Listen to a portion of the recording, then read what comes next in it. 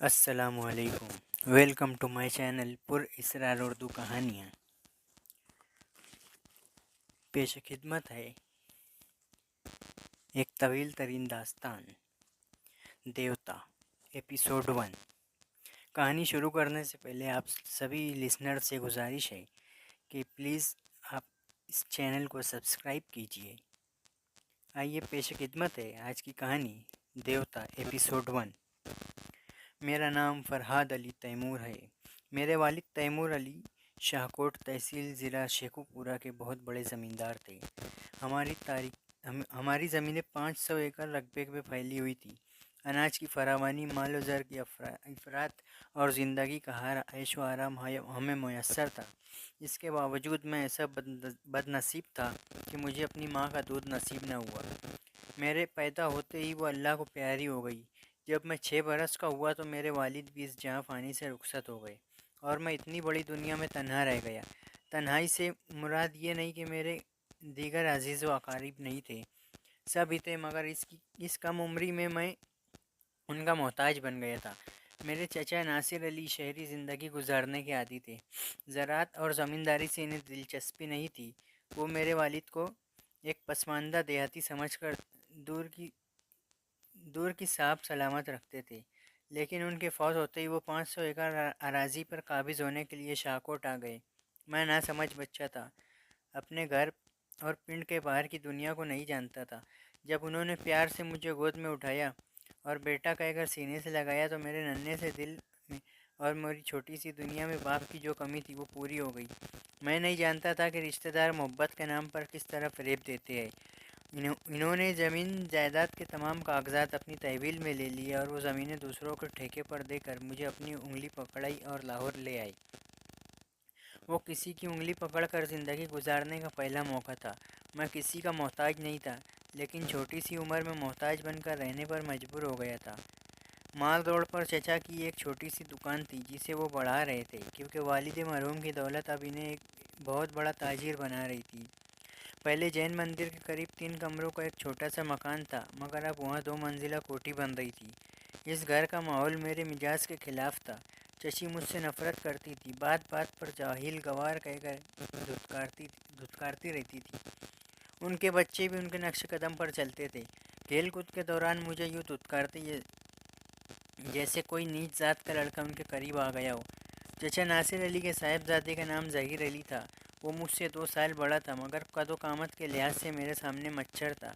وہ ہمیشہ دھینگا مستی کرتا رہتا تھا۔ میں نے کئی بار اس کی پٹائی کی تھی، لیکن اسے اپنی شکست کا احساس اس لیے نہیں ہوتا تھا کہ چچی انتقاماً میری پٹائی کر دیتی تھی۔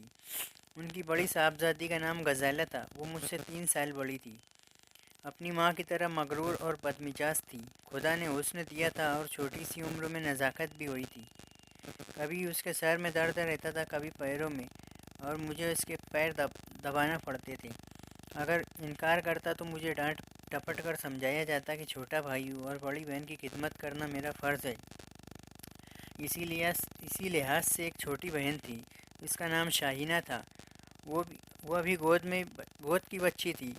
ماں کی گود سے زیادہ مجھ پر لدی رہتی تھی، اس لیے یہ سمجھایا جاتا تھا کہ میں بڑا بھائی ہوں اور چھوٹی بہن کو تمام دن گود میں اٹھائے پھرنا بھی میرے فرائض میں شامل ہے۔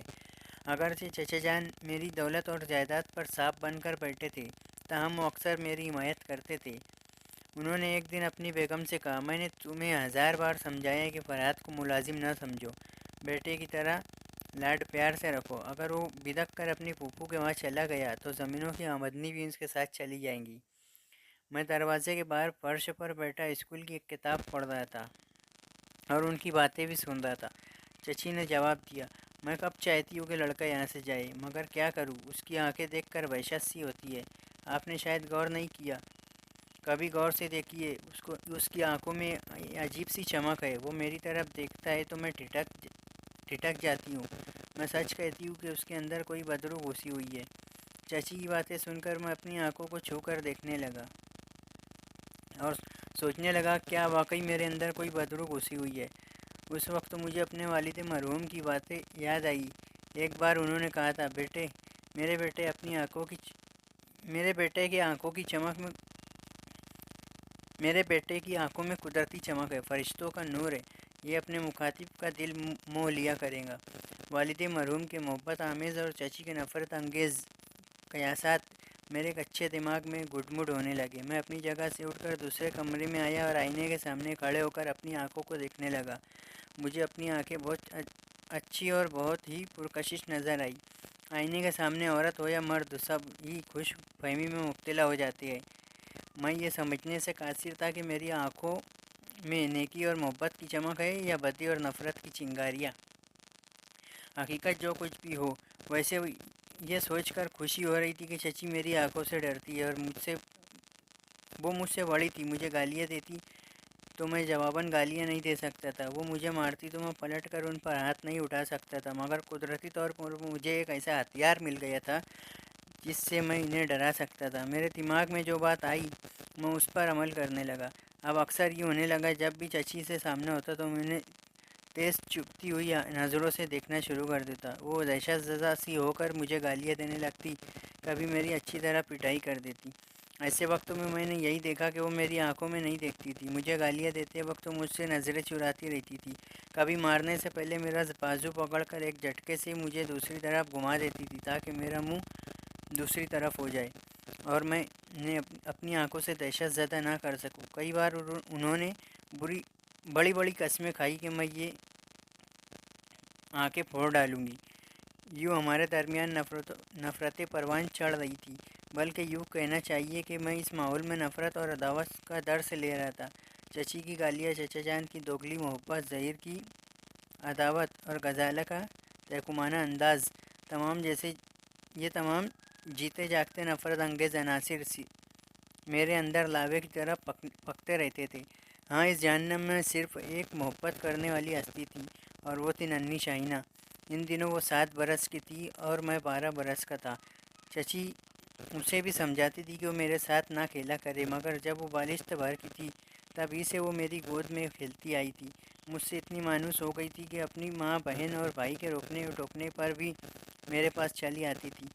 جب وہ ننھی منی بائیں میری گردن میں ڈال کر مجھے بھائی جان کہتی تو میں اسے بے غرض اور پاکیزہ محبت کے جذبے سے سرشار ہو کر اسے چومنے لگتا۔ بس وہی میری ایک بہن تھی، میری دنیا تھی اور میری زندگی تھی۔ انہی دنوں کی بات، ایک رات چچا جان کاروبار کے سلسلے میں شہر سے باہر گئے ہوئے تھے۔ غزالہ اور ظہیر اپنے ننیال میں تھے۔ شاہینہ میرے بستر پر آ کر لیٹ گئی۔ چچی نے بھی اس رات بڑی فراخ دلی کا ثبوت دیتے ہوئے اسے اس بات کی اجازت دے دی تھی کہ شاہینہ میرے پاس سوئیں گی۔ وہ اجازت دے کر اپنے کمرے میں چلی گئی۔ میں رات گئے تک شاہینہ کو پریوں اور شہزادیوں کی کہانیاں سناتا رہا۔ وہ معصوم بچی کہانیاں سنتے سنتے سو گئی۔ نیند کی حالت میں وہ زیادہ معصوم لگ رہی تھی۔ میں نے اس کی پیشانی کو محبت سے چومتے ہوئے سوچا کہ میری شاہینہ آرام سے پلنگ پر سونے کی عادی ہے اور میں فرش پر سوتا ہوں۔ وہ محض اس لیے آرام سے سو گئی تھی کہ وہ ایک بھائی کا بستر تھا، لیکن میں چاہتا تھا کہ میری بہن ہمیشہ پھولوں کے سیج پر سوئے۔ میں وہاں سے اٹھ کر چچی کے کمرے کی طرف جانے لگا تاکہ ان سے کہہ دوں کہ وہ شاہینہ کو اٹھا کر اس کے بستر پر لے جائے۔ چچی کی خوابگاہ کا دروازہ اور کھڑکیاں بند تھیں۔ میں نے بے دھڑک دروازے پر پہنچ کر دستک دی۔ چند لمحوں تک خاموشی رہی، پھر چچی کی آواز سنائی دی، کون ہے؟ فرحات، کیا تم ہو؟ جی ہاں، شاہینہ سو گئی ہے، اسے اٹھا کر لے جائیے۔ اسے سونے دو، میں بعد میں آ کر لے جاؤں گی، تم میری نیند خراب نہ کرو۔ چچی آپ نیند میں رہیں گی اور وہ بیچاری فرش پر پڑی رہیں گی۔ گدھا کہیں کا، ان کی غصہ بھری آواز سنائی دی۔ جب دیکھو بحث کرنے پر تل جاتا ہے، جا بھاگ جا یہاں سے، نہیں تو جوتے لگاؤں گی۔ میں کچھ ضرورت سے زیادہ ہی ضدی ہوں۔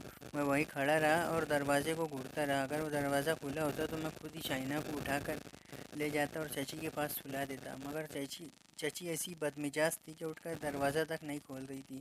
نہ جانے میں کتنی دیر تک اس دروازے کو گھورتا رہا، پھر مجھے دروازے کے پیچھے سے دھیمی سی آواز سنائی دی۔ وہ کسی مرد کی آواز تھی۔ وہ کہہ رہا تھا، ڈارلنگ، تم خواہ مخواہ پریشان ہو رہی ہو، وہ لڑکا چلا گیا ہے۔ نہیں، تم نہیں جانتے، چچی کی سہمی ہوئی آواز سنائی دی۔ مجھے یوں لگ رہا ہے جیسے اس کی آنکھیں مجھے گھور رہی ہے۔ کتنی ہی بار میں نے خواب میں اس کی آنکھیں دیکھی ہے۔ وہ کسی انسان کا بچہ نہیں ہے، شیطان کا بچہ ہے۔ میں نے اپنی آنکھوں پر ہاتھ رکھ لیے۔ اس وقت مجھے احساس ہوا کہ میں بہت دیر سے دروازے کو چپتی ہوئی نظروں سے دیکھ رہا ہوں اور خیالی نظروں سے چچی کے بند کمرے کی تاریکی میں بھٹک رہا ہوں اور اپنی نظروں سے پوچھ رہا ہوں کہ آپ دروازہ کیوں نہیں کھولتی۔ وہ دروازہ ذرا سا کھل گیا۔ ان کے کمرے میں واقعی تاریکی تھی۔ پھر انہوں نے یہ کہہ کر ایک جھٹکے سے دروازہ بند کر دیا کہ تم جاؤ، یہاں میں آ رہی ہوں۔ میں سر جھکا کر کاریڈور میں چلتا رہا اور اپنے کمرے کی طرف جانے لگا۔ اس وقت تو میرے کچے ذہن میں یہ بات پک رہی تھی کہ چچی کے کمرے میں کون شخص ہے اور کیوں ہے۔ وہ واقعی میری سمجھ میں نہ آیا۔ کسی حد تک سمجھنے کی کوشش بھی کی تو دماغ پر دھند سی چھا گئی۔ کچھ سمجھنے اور نہ سمجھنے کے درمیان الجھ گیا۔ ہاں، اتنا ضرور کہوں گا کہ چچی کا گھبرانا، کمرے کی تاریکی اور ایک اجنبی مرد کی آواز، ان سب میں ایسی اسراریت تھی کہ اس سے متعلق سوچتے سوچتے میری عمر غیر محسوس طریقے سے جوانی کی طرف کروٹ بدلنے لگی۔ تھوڑی دیر بعد چچی میرے کمرے میں آئی۔ انہوں نے مجھے غصے سے دیکھا، پھر شائنہ کو میرے بستر سے اٹھانے کے لیے جھک گئی۔ اسی وقت تو میں نے پوچھا، کیا آپ سے کوئی ملنے آیا ہے؟ وہ چونک کر مجھے دیکھنے لگی۔ ذرا دیر کے لیے ان پر گھبراہٹ طاری ہو گئی، پھر وہ سنبھل کر میری جانب بڑھتی ہوئی بولی، اتنی رات کو کون ملنے آئے گا؟ کیا تیرا دماغ خراب ہو گیا ہے؟ میں نے آپ کے کمرے سے کسی کی آواز سنی تھی، اس لیے پوچھ رہا ہوں۔ بات پوری ہونے سے پہلے انہوں نے میرے منہ پر زوردار تھپڑ جما دیا، پھر میرا بازو پکڑ کر مجھے اپنے کمرے کی طرف لے جاتے ہوئے بولی، تو نے کس کی آواز سنی ہو؟ تیرا کوئی باپ ہوگا، میرے سامنے کا چھوکرا ہے مجھے، اور مجھے اتنی بڑی بات کہہ رہا ہے۔ میں تجھے زندہ نہیں چھوڑوں گی۔ چل بتا، کون ہے میرے کمرے میں؟ کون تیری ماں کا یار ہے جس کی آواز تو سنے گا ہی نہیں، جس کی آواز تو نے سنی ہے؟ میں نے ایک جھٹکے سے اپنا بازو چھڑا کر کہا، خبردار میری ماں کا نام نہ لینا، ورنہ میں لحاظ نہیں کروں گا۔ میں ڈٹ کر ان کے سامنے کھڑا ہو گیا۔ میرا وہ چیلنج ایسا تھا کہ وہ قدرتی حیرانی سے مجھے سر سے پاؤں تک دکھنے لگی۔ میں 12 برس کا تھا، مگر قد میں ان کے برابر ہو گیا تھا۔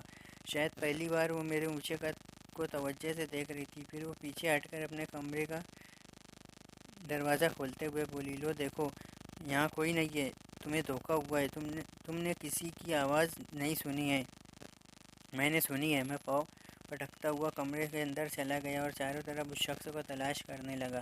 اتنی دیر میں چچی واپس جا کر شائنہ کو لے آئی تھی۔ اسے بستر پر سلاتے ہوئے انہوں نے کہا، کیا ابھی تک تسلی نہیں ہوئی ہے؟ جاؤ یہاں سے، دفع ہو جاؤ، کمبخت اونٹ کی طرح لمبا ہو رہا ہے، مارتی ہوں تو میرے سامنے میرے ہی ہاتھ دکھنے لگتے ہیں۔ اچھی بات ہے، تمہارے چچا کو آنا تو وہی تمہاری خبر لیں گے۔ میں لاپرواہی سے کہتا ہوا اپنے کمرے میں آ کر سو گیا، مگر مجھے فوراً ہی نیند نہیں آئی۔ میں دیر تک اس شخص کے متعلق سوچتا رہا جس کی آواز میں نے سنی تھی، مگر وہ نظر نہیں آیا تھا۔ شاید چچی نے اسے بھگا دیا تھا اور کہیں چھپا دیا تھا۔ میں ان کی مکاری کو نہ سمجھ سکا۔ رات کو دیر سے آنکھ لگی تھی، اس لیے صبح دیر تک سوتا رہا۔ پھر چچا جان کی گرجدار آواز سن کر ہی میری آنکھ کھلی۔ میں جلدی سے اٹھ کر بیٹھ گیا۔ وہ غصے سے پیش تاب کھاتے ہوئے کہہ رہے تھے، نمک حرام، جس تھالی میں کھاتا ہے اسی میں چھید کرتا ہے کیا؟ اسی دن کے لیے تیری پرورش کر رہا ہوں۔ میں کچھ نہ سمجھتے ہوئے اٹھ کر کھڑا ہو گیا اور سوالیہ نظروں سے انہیں تکنے لگا۔ چچی نے ہاتھ نچا کر کہا، کیسی معصوم سی صورت بنا کر اپنے چچا جان کو دیکھ رہا ہے، جیسے کچھ جانتا ہی نہیں، ذلیل کمینے۔ اس دن کے لیے میں شائنہ کو تیرے پاس آنے سے روکتی رہتی تھی۔ تم چپ رہو بیگم، چچا جان نے کہا۔ پھر وہ مجھ سے مخاطب ہوئے، کیوں بے، کل رات تو نے شائنہ کو پیار کیا تھا؟ میں نے جذبات میں سر ہلا کر کہا، جی ہاں۔ یہ جواب سنتے ہی چچا جان نے ایک زور کا تماچا میرے منہ پر رسید کیا۔ میں اپنا توازن نہ سنبھال سکا، بستر پر گر پڑا۔ میری آنکھوں سے آنسو نکل آئے۔ میں نہیں جانتا تھا کہ چھوٹی بہن کو پیار کرنا جرم ہے، لیکن اس تماچے نے بہن بھائی کے مقدس رشتے میں کھوٹ پیدا کر دیا۔ انہوں نے میرا گریبان پکڑ کر اٹھاتے ہوئے کہا، تو اتنا نڈر ہو گیا ہے کہ غلطی بھی کرتا ہے اور بے حیائی سے اعتراف بھی کرتا ہے، بول، تو نے کیوں پیار کیا تھا؟ انہوں نے دوسرا تماچا رسید کیا۔ میں نے روتے ہوئے کہا، آپ مجھے کیوں مار رہے ہیں؟ میں تو روز ہی شائنہ کو پیار کرتا ہوں۔ چچی نے جلدی سے کہا، اور روز ہی اس معصوم بچی کو گندی حرکتیں سکھاتا ہے۔ اگر کل رات میں دیکھ نہ لیتی تو وہ گندی حرکتوں کی تفصیلات بیان کرنے لگی۔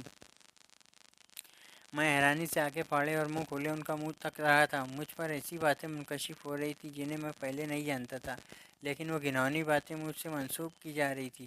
صرف اتنا ہی نہیں، مجھ پر اچھے خاصے الزامات عائد کرنے کے بعد چچی جان نے اپنے بچاؤ کے لیے کہا، یہ لڑکا وقت سے پہلے سیاح ہو گیا ہے۔ جب میں نے ایسی گندی حرکتیں دیکھنے کے بعد اسے دھمکی دی کہ میں تمہارے چچا جان سے شکایت کروں گی، تو جانتے ہیں اس نے کیا کہا؟ اس نے مجھے دھمکی دی، کہنے لگا چچا جان آئیں گے تو میں کہوں گا کہ چچی کے کمرے میں کل رات کو یہ آدمی آیا تھا۔ ہائے ہائے، یہ بات سننے سے پہلے میں مر کیوں نہیں گئی؟ آپ نے کبھی میرے متعلق ایسا سوچا بھی نہ ہوگا، مگر اس حرامی نے کیسی کیسی باتیں کہہ دی۔ میں تو اس گھر میں اب ایک منٹ بھی نہیں رہوں گی۔ یہ باتیں سن کر چچا جان آنکھ پر رکھے ہوئے لوہے کی طرح تپ گئے تھے۔ انہوں نے ہاتھوں سے، لاتوں سے اور غصوں سے اس قدر مجھے مارا تھا کہ تمام جسم کی ہڈی ہڈی دکھنے لگی تھی۔ وہ مارتے جاتے تھے اور کہتے جاتے تھے، اپنی چچی کے قدموں پر گر کر معافی مانگو، ورنہ میں تجھے ننگا کر کے گھر سے نکال دوں گا، اور شائنہ کو تو اب کبھی تیرے قریب بھی پھٹکنے نہیں دوں گا۔ میں بھی ایک ضدی تھا۔ میں مار کھاتے کھاتے مر جانا پسند کر رہا تھا، لیکن چچی کے ناپاک قدموں کو چھو کر معافی مانگنا گوارا نہیں کر رہا تھا۔ چچا جان مجھے مارتے مارتے بےحال ہو گئے۔ وہ مجھے کھینچتے ہوئے اپنے کمرے کے قریب لائے اور وہاں سے ایک اسٹور روم میں مجھے بند کر دیا۔ پہلے انہوں نے دھمکی دی تھی کہ چچی سے معافی نہ مانگنے کی صورت میں وہ مجھے گھر سے نکال دیں گے، لیکن وہ مجھے اپنی نظروں سے دور نہیں کر سکتے تھے۔ انہیں اس بات کا اندیشہ تھا کہ میں اپنی پھوپھو کے پاس چلا جاؤں گا، پھر ان کے شے پا کر زمین و جائیداد کے کاغذات کا مطالبہ کروں گا۔ یہی وجہ ہے کہ وہ مار پیٹ سے میرے دل پر دہشت بٹھا کر مجھے اپنے زیر اثر رکھنا چاہتے تھے۔ انہوں نے مجھے اسٹور میں بند کرنے کے بعد صبح سے شام تک بھوکا پیاسا رکھا۔ میں نے کئی بار دروازے کو پیٹ پیٹ کر فریاد کی۔ جواب میں صرف ایک بار مجھے شائنہ کی آواز سنائی تھی۔ وہ دوسری طرف سے دروازے کو پیٹ پیٹ کر مجھے پکار رہی تھی، لیکن اسی وقت اس کی ماں باپ کی آواز سنائی دی۔ چچی اسے جھڑکتی ہوئی وہاں سے لے گئی۔ تھوڑی دیر بعد چچا جان نے دروازہ کھول دیا۔ صبح سے شام تک بھوکا رہنے کے باعث میری ضدی طبیعت ذرا سنبھل سی گئی تھی۔ اس کے باوجود میں بھوکا پیاسا اس گھر سے چلا جاتا، لیکن شائنہ کی محبت نے میرے پیروں میں زنجیر ڈال دی۔ پھر یہ کہ چچا جان بھی نرم پڑ گئے تھے۔ انہوں نے میرا ہاتھ پکڑ کر نرمی سے کہا، میرے ساتھ آؤ۔ وہ مجھے اپنے ساتھ ڈرائنگ روم میں لے گئے۔ وہاں شائنہ اپنی امی کے ساتھ بیٹھی ہوئی تھی۔ مجھے دیکھتے ہی وہ دوڑ کر آئی اور بھائی جان کہتی ہوئی مجھ سے لپٹ گئی۔ میرے جی میں آیا کہ اسے محبت سے چوم لوں، مگر پھر مجھے تماچے یاد آ گئے۔ ان تماچوں نے کیسی غیرت پیدا کر دی تھی۔ شائنہ کچھ پرائی سی لگ رہی تھی۔ چچا جان ہم دونوں کو گہری نظروں سے دیکھ رہے تھے۔ اسی وقت تو چچی نے شائنہ کا ہاتھ پکڑ کر کھینچ لیا اور اسے وہاں سے لے جانے لگی۔ وہ میرے پاس آنے کے لیے چیختی چلاتی رہی، لیکن وہ اسے گھسیٹتے ہوئے لے گئی۔ میں بے بسی سے سر جھکا کر چچا جان کے ساتھ کھانا کھانے کی میز پر آ گیا۔ ملازم میز پر کھانا چون رہا تھا۔ جب وہ چلا گیا تو چچا جان نے نرم لہجے میں کہا، فرحاد، میں ہمیشہ تجھے بیٹا بنا کر رکھنا چاہتا ہوں۔ کیا شائنہ تجھے بہت اچھی لگتی ہے؟ جی ہاں، میں نے خلوص دل سے جواب دیا۔ اچھی بات ہے، میں شائنہ سے تمہاری شادی کر دوں گا۔ میں نے چونک کر سر اٹھایا اور انہیں حیرانی سے دیکھنے لگا۔ میں نے کبھی سوچا بھی نہیں تھا کہ شائنہ سے میری شادی بھی ہو سکتی ہے۔ میرے سامنے شائنہ ہوتی یا کوئی دوسری لڑکی، اس عمر میں بہن کے سوا کسی دوسرے رشتے کے متعلق سوچ بھی نہیں سکتا تھا، لیکن چچا جان سوچ رہے تھے۔ بعد میں مجھے معلوم ہوا کہ وہ بیٹی کی رشوت دے کر مجھے اپنے قابو میں رکھنا چاہتے تھے۔ شائنہ میری بہن تھی، میں نے جواب دیا۔ میں اس سے شادی نہیں کروں گا۔ چچا جان نے مجھے گھور کر دیکھا، پھر ذرا سخت لہجے میں کہا، اسے بہن کہہ کر اپنی گندی ذہنیت کو نہ چھپاؤ۔ تمہارے اور شائنہ کے متعلق کیا فیصلہ کرنا چاہیے، میں یہ بہتر سمجھتا ہوں۔ خاندان میں جتنی لڑکیاں ہوتی ہیں وہ شادی سے پہلے بہن ہوتی ہے۔ ان میں سے اکثر کسی سے شادی ہو جائے تو وہ بیوی بن جاتی ہے۔ تم مجھ سے بحث نہ کرو، چپ چاپ کھانا کھاؤ۔ میں نے بھی بحث کرنا مناسب نہ سمجھا، خاموشی سے کھانا کھانے لگا۔ دوسرے دن شائنہ کو اس کی نانی نانا کے یہاں بھیج دیا گیا۔ وہ اپنے ماں باپ کے لیے درد سر بن گئی تھی۔ میرے سوا کسی کے پاس رہنا نہیں چاہتی تھی، لہٰذا ایک طویل مدت کے لیے مجھ سے دور کر دیا گیا۔ یہ سب چچی کے مشورے پر تھا۔ وہ سمجھتی تھی کہ شائنہ ابھی بچی ہے، جیسے جیسے اس کی عمر گزر جائیں گی وہ مجھ سے دور رہ کر مجھے بھولتی جائیں گی۔ پھر میری شریک حیات بنانے کے لیے چچی اسے اپنے طور پر ٹریننگ دیں گی اور شائنہ بیوی بننے کے بعد کسی طرح مجھے یہاں گھر داماد بن کر رہنے پر مجبور کر لیں گی۔ اس وقت میں یقین نہیں کر سکتا تھا کہ شائنہ مجھ سے دور رہ کر مجھے یاد کرتی ہے یا نہیں، لیکن وہ اکثر تنہائی میں اسے یاد کرتا اور گھنٹوں ایک ایک جگہ بیٹھ کر نفرتوں کے متعلق سوچتا جو مجھے اس گھر سے مل رہی تھی۔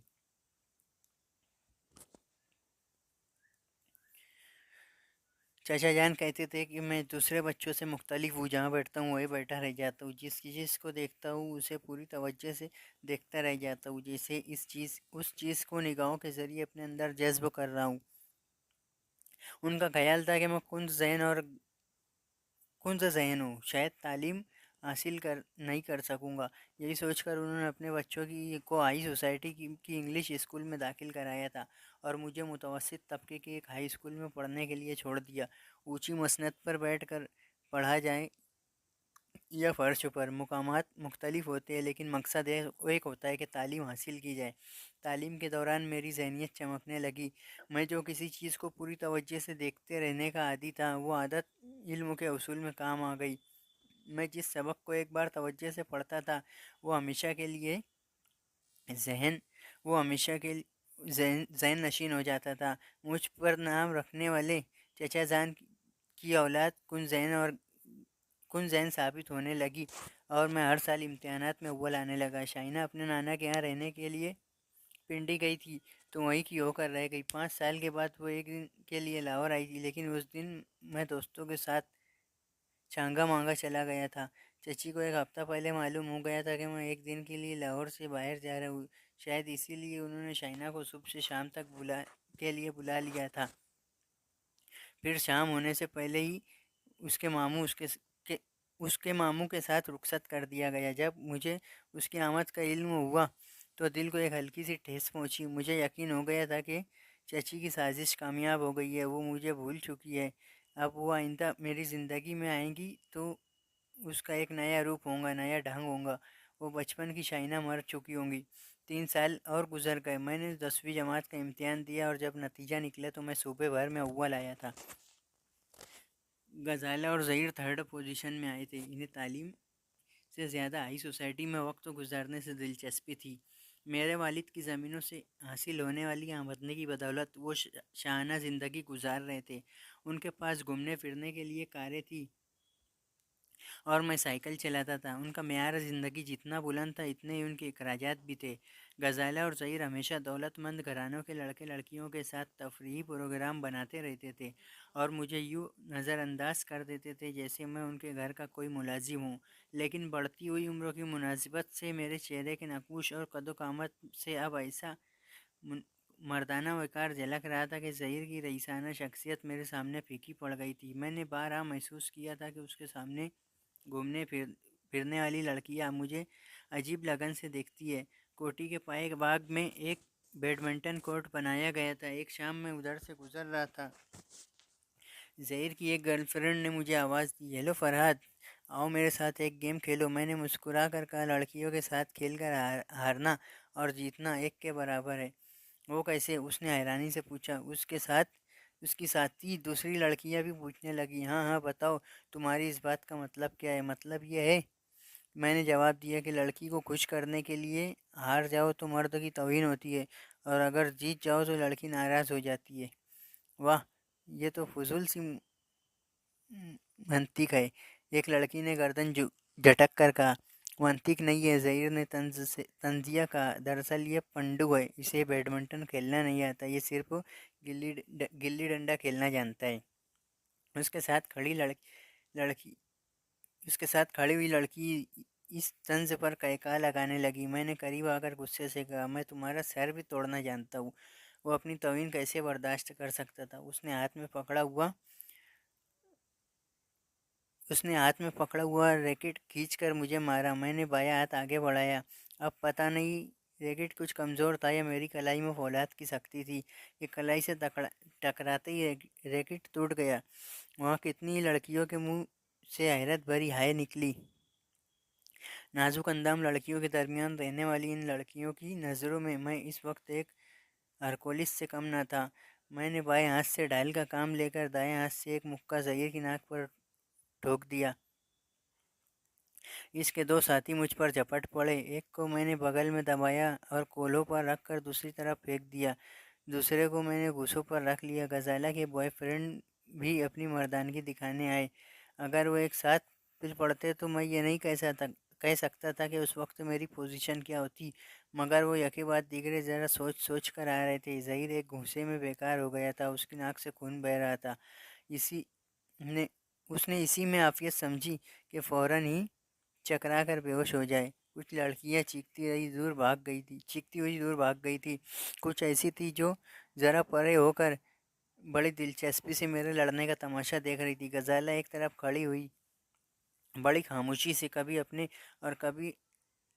مجھے اور کبھی اپنے بوائے فرینڈز قیصر کو دیکھ رہی تھی۔ ایک وہی تھا جو غزالہ کے سامنے اپنی شکست تسلیم نہیں کرنا چاہتا تھا۔ وہ بڑی جیداری سے لڑ رہا تھا اور بڑی بے حیائی سے مار کھا رہا تھا۔ لڑکیوں کی چیخ پکار سن کر چچی دوڑتی ہوئی کوٹھی سے باہر آئی، ان کے ساتھ دو ملازم بھی آئے۔ ملازموں نے سب سے پہلے ظہیر کو سنبھالا کیونکہ وہ ان کے مالک کا لاڈلا بیٹا تھا۔ چچی مجھے کوسنے اور گالیاں دینے لگی۔ کمینے، بدذات، میرا کھاتا ہے اور میرے بچے پر ہاتھ اٹھاتا ہے۔ آج تیرے چچا سے کہہ کر تجھے دھکے دے کر یہاں سے نکالا تو میرا نام شمشاد بیگم نہیں، گنڈا، لچھا، لفنگا۔ اب میں بچہ نہیں تھا، مجھے اپنی پھوپھو سے معلوم ہو چکا تھا کہ وہ سب میری دولت پر عیش کر رہے، اسی لیے میں اس روز میں شیر بن گیا تھا۔ میں نے کہا، یہ کوٹھی میرے ابو جان کے پیسوں سے خریدی گئی ہے، آپ کے اچھے بھی مجھے یہاں سے نہیں نکال سکتے۔ آنے دیجیے چچا جان کو، میں بھی آج اپنی زمین جائیداد کا فیصلہ کروں گا۔ یہ کہہ کر میں کوئی جواب سنے بغیر لمبے لمبے ڈگ بھرتا ہوا وہاں سے جانے لگا۔ ملازم ظہیر کو اٹھا کر پچھلے دروازے سے کوٹھی میں داخل ہو گئے تھے۔ میں کوٹھی کے اگلے حصے کی طرف جانے لگا۔ وہاں پوچھ میں ایک ٹیکسی کھڑی ہوئی تھی۔ کوٹھی کا چوکیدار ٹیکسی کی ڈگی سے سامان نکال کر اندر لے جا رہا تھا اور ایک نوجوان لڑکی اپنا پرس کھول کر ٹیکسی کا کرایہ ادا کر رہی تھی۔ میں ایک لمحے کے لیے ٹھٹک گیا، وہ بھی مجھے دیکھنے لگی۔ میں بیان نہیں کر سکتا تھا کہ وہ کس قدر حسین تھی۔ یہاں جتنی لڑکیاں آتی تھیں ان میں سب سے زیادہ حسین لڑکی غزالہ تھی، لیکن اس اجنبی لڑکی کے سامنے غزالہ کا حسن بھی ماند پڑیا تھا۔ میں نے دل میں کہا، اوہو، یہ بھی ان بڑے لوگوں کی کوئی رشتہ دار ہے۔ میں ناگواری سے آگے بڑھتا ہوا اس کے قریب سے گزرنے لگا۔ اسی وقت اس کی مترنم آواز میرے کانوں سے ٹکرائی، بھائی جان! میں ایک دم سے اچھل پڑا، ایک دم سے وقت اچھل کر 8 برس پیچھے چلے گیا۔ میری شائنہ زندہ ہو گئی۔ ٹیکسی پوسٹ سے رینگتی ہوئی جا رہی تھی۔ وہ آگے بڑھتی ہوئی حیرانی سے بولی، بھائی جان، آپ نے مجھے نہیں پہچانا؟ میں شائنہ ہوں۔ میری آنکھیں خوشی سے بھیگنے ہی والی تھی۔ میں نے اس کے دونوں بازوؤں کو تھام کر کہا، میں نے تمہیں پہچان لیا ہے۔ تم اتنی بڑی دنیا میں مجھ سے محبت کرنے والی ایک ہی ہستی ہے اور وہ تم ہو۔ میں تو یہ سمجھ رہا تھا کہ تم مجھے بھول چکی ہو، اس نے محبت بھرے لہجے میں جواب دیا۔ مجھے پریوں اور شہزادیوں کی وہ تمام کہانیاں یاد ہیں جو آپ سنایا کرتے تھے۔ یہاں سے پنڈی تک آپ کی برائیاں ہوتی ہیں، مگر میں جانتی ہوں کہ آپ کیا ہے۔ میرا سارا بچپن آپ کی گود میں گزرا ہے۔ ایک بڑی ملازمہ نے بتایا تھا کہ ممی مجھے دودھ نہیں پلاتی تھی، آپ مجھے فیڈر سے پلایا کرتے تھے۔ آپ ہی میری ماں ہیں، میرے باپ ہیں اور میرے بھائی بھی ہیں، میں آپ کو کیسے بھول سکتی ہوں؟ میری آنکھوں سے بے اختیار آنسو نکل پڑے۔ نفرتوں کے اس تاریک جہنم میں ایک ایسی پاکیزہ محبت کی کرن پھوٹ پڑی تھی کہ میں خود کو دنیا کا سب سے خوش نصیب انسان سمجھنے لگا تھا۔ میں نے فرط محبت سے جھک کر اس کی پیشانی کو چوم لیا۔ اسی وقت چچی کی چیخنے کی آواز سنائی دی، ارے ارے بے حیا بے شرم، یہ کیا کر رہا ہے؟ خدا تجھے غارت کرے، نہ جانے کب تیرا جنازہ یہاں سے نکلے گا۔ جا اپنے کسی بہن کو پیار کر، میری بیٹی ایسی ویسی نہیں ہے۔ میں اپنی بہنی کو پیار کر رہا ہوں، میرے پیار کی پاکیزگی کو نہیں سمجھ سکتی تھی۔ وہ تیزی سے چلتی ہوئی آئی اور شائنہ کا بازو پکڑ کر کھینچتے ہوئے بولا، میں تمہیں پہلے ہی سمجھا چکی ہوں، اس لڑکے کی آنکھوں میں شیطان ہے، یہ تمہارا دل اپنی طرف کھینچ لیتا ہے، مگر تم سمجھتی ہی نہیں۔ سامان اندر بھجوا دیا اور یہاں کھڑی اس کے فریب میں آ رہی ہو، چلو یہاں سے۔ شائنہ مجھے بے بسی سے دیکھنے لگی۔ میں نے کہا، کوئی بات نہیں، تم جاؤ، تمہاری تقدیر میں ہماری تقدیر میں اسی طرح ملنا اور بچھڑنا ہے، لہٰذا ہم پھر ملیں گے۔ وہ توان و کرہن اپنی ماں کے ساتھ کوٹھی کے اندر چلی گئی۔ میں نے فیصلہ کیا کہ چچا جان کے آنے تک میں باہر وقت گزاروں گا، کیونکہ وہاں رہنے سے چچی خواہ مخواہ باتیں سناتی اور مجھ سے برداشت نہ ہوتا۔ میں بھی انہیں الٹی سیدھی سنا دیتا، لیکن اب میں ان کو محض اس لیے طرح دے مگر اب میں اس لیے ان کو طرح دے رہا تھا کہ شائنہ آ گئی تھی۔ وہ میری بہن تھی اور میں اس کے سامنے اس کی ماں سے لڑنا جھگڑنا مناسب نہیں سمجھتا تھا، لہٰذا میں وہاں سے چلا گیا۔ چچا رات کے 9 بجے گھر آتے تھے۔ میں 10 بجے کوٹھی میں پہنچا تاکہ چچی جان انہیں پہلے اپنی سنا دے، پھر میں سناؤں گا۔ میں چچا کے کمرے کی طرف جانے لگا۔ ظہیر کے کمرے کے قریب سے گزرتے وقت میں نے اس کی آواز سنی۔ وہ چچی سے کہہ رہے تھے، بیگم تم خواہ مخواہ اپنے بیٹے کی حمایت نہ کرو۔ میں فرات کو اچھی طرح جانتا ہوں، وہ ظہیر کو نہیں چھیڑتا بلکہ ظہیر اسے چھیڑتا رہتا ہے۔ میں کئی بار دیکھ چکا ہوں کہ یہ کسی نہ کسی بہانے اس کی انسلٹ کرتا رہتا ہے۔ میں نے 1000 بار سمجھایا ہے کہ اگر تم سب اس کی محبت نہیں کر سکتے تو کم از تو نفرت بھی نہ کرو، مگر نفرت بھی نہ کرو۔ تم کیا چاہتی ہو وہ یہاں سے چلا جائے؟ چچی نے جواب دیا، میرے چاہنے یا نہ چاہنے سے کیا ہوتا ہے؟ آپ کی بہن اسے بہکا رہی ہے، وہ اپنی پھوپھو کی باتوں میں آ رہا ہے۔ ابھی شام کو کہہ گیا ہے کہ وہ کوٹھی اس کے باپ کے پیسوں سے خریدی گئی ہے۔ آپ اسے کلیجے سے لگا کر رکھنا چاہتے ہیں، مگر وہ گرمی دکھا گیا ہے کہ آج آپ سے زمین جائیداد کا حساب کریں گا۔ چچا کی منہ بڑی معنی خیز تھی۔ انہوں نے کہا، آپ اسے بہکا رہی ہے، مگر وہ میرے سامنے کا بچہ ہے، ابھی وہ نادان ہے، میں اسے سمجھا لوں گا۔ تم اپنے بیٹے کو سمجھاؤ کہ اس کے منہ نہ لگے، وہ یہ بھول جاؤ کہ اس نے ظہیر پر ہاتھ چھوڑا ہے۔ دودھ پینے والی گائے کی لات کھانی ہی پڑتی ہے۔ میں باہر کھڑا سوچ رہا تھا کہ مجھے کمرے میں جانا چاہیے یا نہیں۔ اسی وقت چچا باہر آ گئے۔ مجھے دروازے کے سامنے کھڑا دیکھ کر پہلے تو ٹھٹک گئے، پھر انہوں نے آگے بڑھتے ہوئے کہا، میرے ساتھ آؤ۔ وہ اپنے کمرے کی طرف جانے لگے۔ میں خاموشی سے ان کے پیچھے چلنے لگا۔ کمرے میں پہنچ کر انہوں نے دروازہ بند کرتے ہوئے کہا، میں بہت دنوں سوچ رہا ہوں کہ تمہیں دوست اور دشمن کی پہچان کراؤں۔ تمہاری پھوپھی تمہیں بہکا رہی ہے، وہ اپنی بیٹی زرینہ کی شادی تم سے کرنا چاہتی ہے۔ اس کے لیے وہ جھوٹ بول رہی ہے کہ شاہکوٹ کی زمینیں تمہارے ابا مرحوم کی تھی۔ جب تمہارے ابا مرحوم کا انتقال ہوا تم اس وقت 6 برس کے تھے، زمین جائیداد کے معاملات کو نہیں سمجھ سکتے تھے، ورنہ تمہارے ابا تمہیں بتا دیتے کہ وہ زمینیں دراصل میری ہے اور میں نے انہیں ٹھیکے پر کاشتکاری کے لیے دی تھی۔ چچا جان، میں نے کہا، صرف پھوپھی ہی نہیں، دوسرے رشتہ دار بھی یہی کہتے ہیں کہ وہ زمینیں ابا جان کی ہے۔ انہوں نے اپنی الماری کھول کر چند کاغذات نکالے اور انہیں میری طرف بڑھاتے ہوئے کہا، تم جاہل نہیں ہو، پڑھنا لکھنا جانتے ہو۔ زمینوں کے جو کاغذات میرے نام پر ہے یہ انہی کی فوٹو اسٹیٹ کاپیاں ہے۔ میں نے باقاعدہ عدالت کے فیصلے کی مہر لگی ہوئی ان میں باقاعدہ عدالت کے فیصلے کی مہر لگی ہوئی ہے۔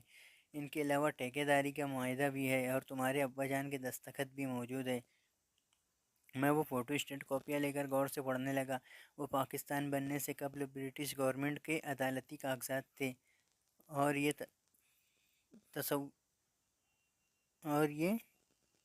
تصور کر رہے تھے کہ میرے چچا جان ناصر علی شاہکوٹ کی زمینوں کے مالک ہیں، لیکن میں ان کاغذات کی صداقت پر یقین نہ کر سکا۔ پاکستان کے وجود میں آنے کے بعد کتنے ہی جعلسازوں نے ایسے ہتھ کنڈے کیے تھے، دوسروں کی زمینوں پر اپنی ملکیت ثابت کرنے کے لیے جعلی کاغذات تیار کیے تھے۔ کتنے ہی جعلساز قانونی گرفتوں میں آ گئے تھے اور چچا کی طرح کتنے ہی ایسے تھے جو عیش کر رہے تھے۔ اب اگر ابا مرحوم کے کاغذات میرے پاس ہوتے تو ابھی میں ان کے فریب کا پول کھول دیتا۔ میں نے ان فضول سے کاغذات کو واپس کرتے ہوئے کہا، صرف آدمیوں کی زبان جھوٹ نہیں بولتی، کاغذات بھی جھوٹ بولتے اور فریب دیتے۔ وہ غصہ دکھاتے ہوئے بولے، اس کا مطلب یہ ہے کہ تم مجھے جھوٹا سمجھ رہے ہو؟ میں ایک باپ بن کر تمہیں بچپن سے پالا، تمہیں تعلیم دلائی اور تم میری محبت اور احسانات کا یہ صلہ دے رہے ہو۔ ان کاغذات کو جھٹلا کر مجھے جھوٹا اور فریبی کہہ رہے ہو، اور یہ صرف اس لیے کہ تمہاری پھوپھی نے تمہیں زمین جائیداد کا خواب دکھا کر تمہارا دماغ خراب کر دیا ہے۔ وہ محترمہ اتنی ہمدرد ہے تو جاؤ ان سے جا کر کہو کہ مجھے عدالت میں چیلنج کرے۔ میں وہاں سچ اور جھوٹ وہاں سچ اور جھوٹ کا فیصلہ ہو جائے گا۔ مگر وہ کیا مقدمہ لڑیں گی؟ 3 وقتوں کا کھانا پوری طرح نصیب نہیں ہوتا ہے، 2 4 پیشیاں بھگتنے میں ہی فاقوں کی نوبت آ جائیں گی۔ ذرا عقل سے کام لو فرحاد، یہ رشتہ دار تمہیں بہکا کر اپنی کوٹھی سے نکلوا سکتے ہیں اس کوٹھی سے نکلوا سکتے ہیں، مگر وہ محبت اور خلوص نہیں دے سکتے جو میں دے رہا ہوں۔